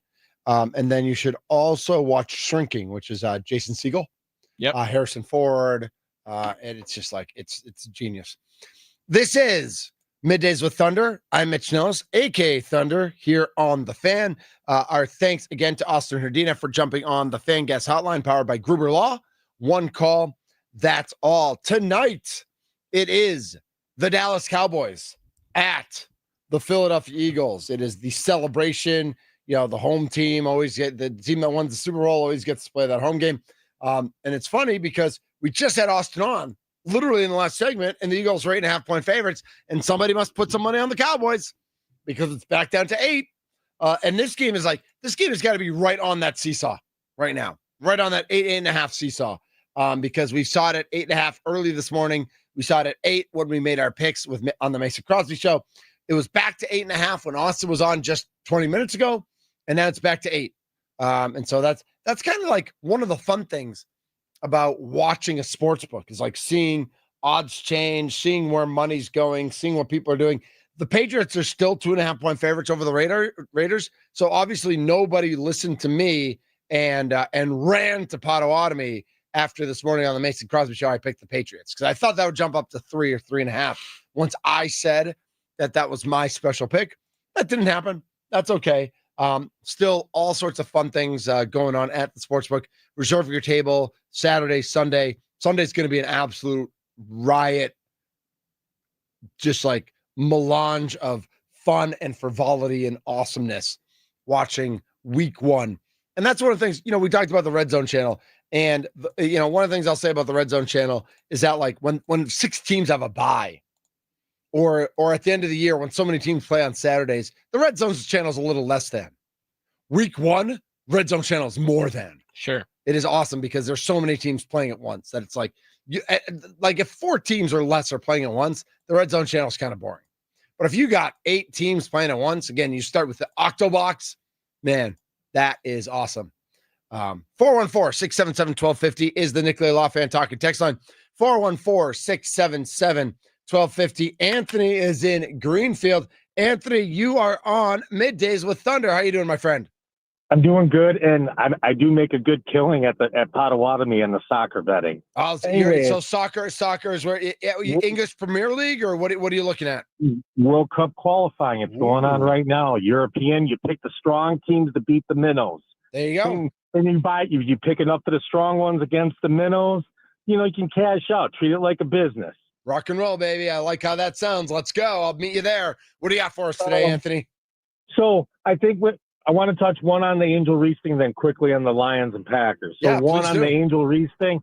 I mean, I think the WNBA, those players are only getting paid $60,000 a year. They don't have those guaranteed $30 to $50 million contracts. So I think it's a little bit more easier for her to get off on that because you're making $60,000 in a season, and you're kind of year to year, where you got players in that locker room that might have to stick around for 3 or 5 years because they're tied to contracts and salary caps and those kind of things. So I don't think that's the reason, you hear that more often from, the major leagues type of players. I think those comments, like she would make, you would hear more from a major league player, one of the big four, I think more in an off season compared to the middle of the season. Yeah, you make a good point. I know Angel Reese, I just looked it up. She's making $75,000 this year.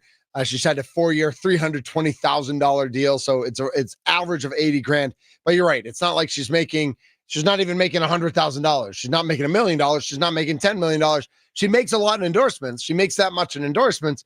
But on the court, like they're all making between 40 and 80 grand. They're not, you don't have the discrepancy where, you can't have guys making $44 million a year calling out guys who make $3 million a year for not being better, because then, it just doesn't look the same.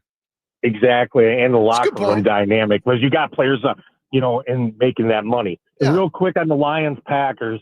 I think for Sunday, I think the biggest thing for the Lions is the interior offensive line play for them, because, Ragnell's gone. They lost Kevin Zeitler. So they got 2 new guys, I think, in the middle. And then you wonder how much Parsons is going to go into there. And then on the flip side of it, everybody says the Packers secondary. And, the Lions have actually, I think, added an additional piece now in Isaac Tesla. I mean, he was killing it in the offseason. Good for your fantasy teams also, people. So I think, that's a real good matchup, I think, because the Lions are just stacked with weapons, Gibbs and Tesla and St. Brown, Williams, and Laporta and Williams, who I think is going to go off this year too. And, and you get in the other thing for the Lions, I think, besides the interior lineman is, Decker, he was kind of slowing down on that outside left tackle position towards the end of the season, kind of getting burnt a little bit. And Micah Parsons kind of has a history of taking advantage of him in games when the Lions and Cowboys have played. So I think that's also kind of something to watch for, because I think towards the end of last season, Taylor Decker was kind of slowing down a little bit. He's going into age 33. He's been in the league now for 10 years. So I think that's a little bit of worry, I think, on it. I think it's going to be a pretty close, very physical game on Sunday. I don't know who's going to win. I think it's a pick 'em, but I think it should be a pretty entertaining game. And I do like the Patriots over the Raiders on Sunday also. Nice. Anthony, I agree with you on the Packers-Lions game. I think it's going to be very entertaining. I do think it's going to come down to the end. I'm excited to see both these teams, how the Lions respond to 2 new coordinators, and obviously how the Packers respond with some shortcomings in the secondary, but Micah Parsons on that team. Thanks so much for the call, Anthony. Yep. That's Anthony. He jumps off the Nicolay Law Fan Talking text line, 414-677-1250. You can jump on 414-677-1250 right there if you want to jump on, or you can shoot us a text as well. Our text box is wide open. You text in, we'll read your text. It's amazing how that works. If you text us, we will read your text. Cowboys, Eagles tonight. Let's see what time. 1:43. So what's that? 17 minutes plus another 37 gets us to 5 hours, 5.5 hours away. Man, the NFL season is here. I feel like in southeastern Wisconsin, which has nothing to do, obviously, with the Cowboys and Eagles game. But I feel like here in southeastern Wisconsin, because it's 60 degrees right now in Hales Corners, and it's mostly cloudy. It feels like a fall day. It feels like football today. And so often, in my mind at least, when I think of feels like football, I think of Madison, Wisconsin. I think of the Badgers. And to me, it's like a college football feeling. But today, opening day for the NFL, man, it just feels like football. It's exciting. Man, what if the Cowboys can go into Philly with all the pomp and circumstance of being the defending champions and being, I assume, you know what I didn't look at when I looked at my futures on the NFL when we were talking with Austin Herdina? I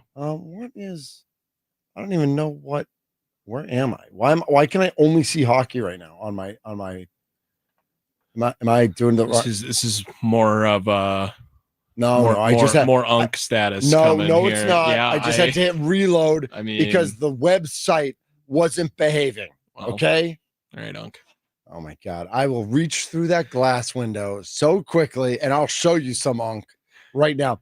Right now, at the Potawatomi Sportsbook, the Philadelphia Eagles and the Baltimore Ravens are tied both at plus 650 to win the Super Bowl.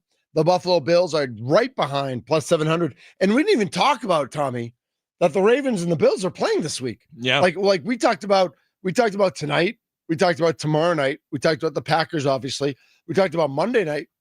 But we didn't even mention that Sunday night is Buffalo and Baltimore and Mark Andrews' hands. Yeah. Now, it won't be nearly as cold as it was the last time they played when Mark Andrews dropped the game-winning score and allowed Buffalo to beat Baltimore. But that's another big early season matchup that won't determine a division, of course, but it could determine who gets home field in a game if those two teams end up facing each other in the playoffs. Well, you remember how awesome the week 1 game with the Ravens was last year, too, to open the season when Isaiah Likely had one size too big a shoe in the back of the end zone, Yes, he too. did. A little more like everyone hopping on the Isaiah Likely fantasy train after 1 week, too, for him to never be productive again after that. And I believe he's unlikely to play this week. Yeah, so nice. I stole that from somebody on Twitter, I think. I know probably that Andy Herman because he's the best. I mean, it's Sunday Night Football. Sunday Night Football's awesome too, and they have a banger of a matchup with 2 of the top 4 quarterbacks in the NFL going at it. Like, you can't complain about that either. Nope.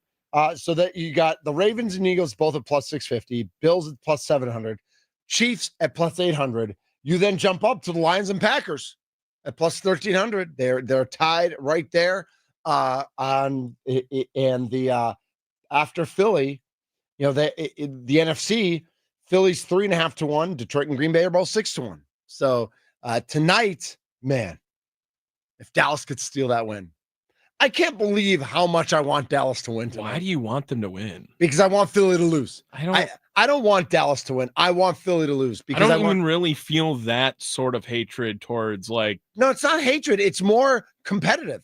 Like if it means a difference between home field for the Packers and Eagles in the playoffs, I want the Eagles to lose because I want the Packers to win. Last time I saw the Packers win the Super Bowl, they didn't play a single game at Lambeau in the playoffs. I know. I don't. But that doesn't mean I just want to enjoy the game. That doesn't mean it's the easiest way to do it. I am not going to go into this game. The last time I saw the Super Bowl, it was a team that only won at home. I am not going to go into this game and think about the Packers the entire time. I'm going to enjoy football being back. Whatever happens in the game, it happens. I'm going to point when they say Kenny Clark, and I'll be like, oh, I know that guy, right? Because we know Kenny Clark.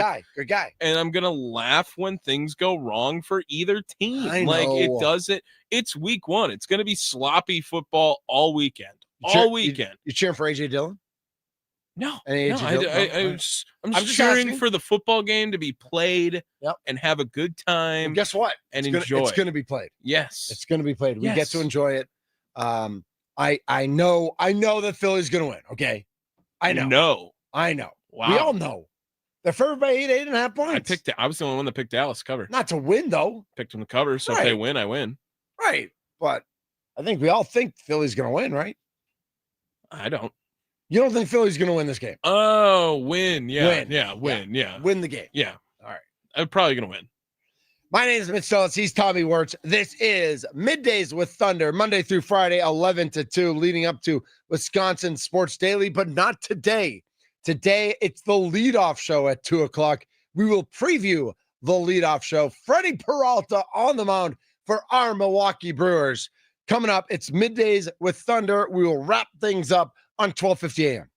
on 105.7 FM, The Fan, on the free Odyssey app, and on free YouTube, whether you're on the app or the website or however you access YouTube at The Fan Milwaukee. I'm Mitch Nellis.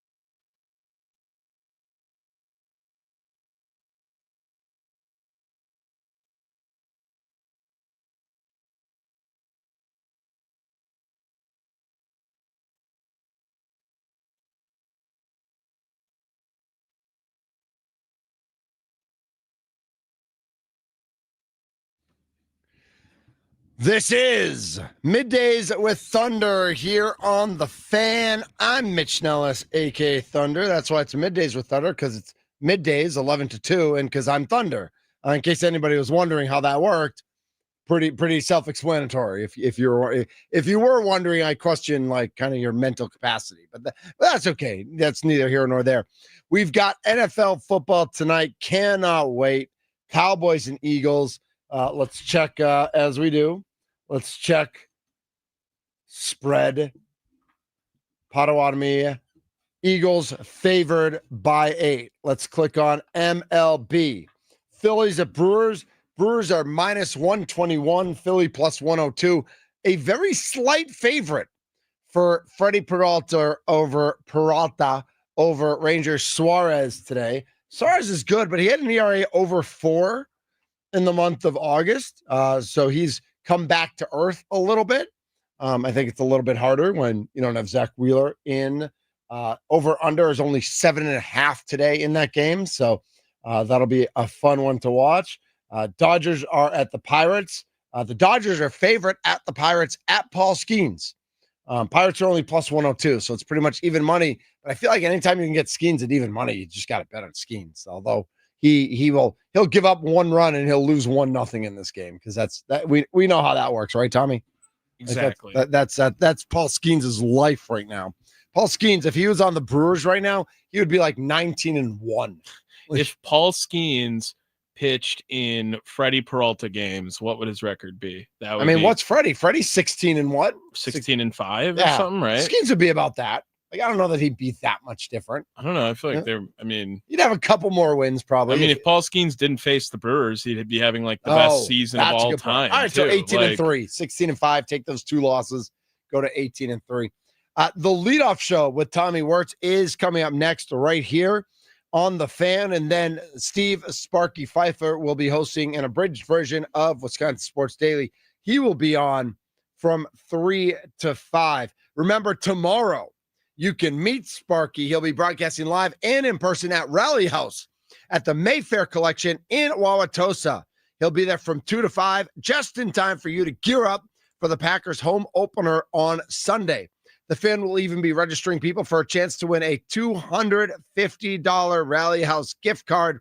Go see Sparky tomorrow at Rally House in Tosa between 2 and 5. It will be an absolute blast. I plan to stop by. I'm going to check out all the gear they have. I've never been to Rally House. I want to see what it's all about. It's a new store here in southeastern Wisconsin. I want to check it out. See what gear, some cool, if there's Badger stuff or Packer stuff or Brewer stuff. I do need a Brewer sweatshirt.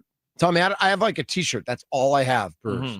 Like, I think I need a sweatshirt. So we will see about that. Coming up next, the leadoff show with Tommy Wirtz as we load up for a 3:10 first pitch at AmFam Field. Freddie Peralta on the mound. I saw the starting lineup on social media. We'll let Tommy get that to you. Coming up, my name is Mitch Nellis. This has been Middays with Thunder on 1250 AM, 105.7 FM, The Fan.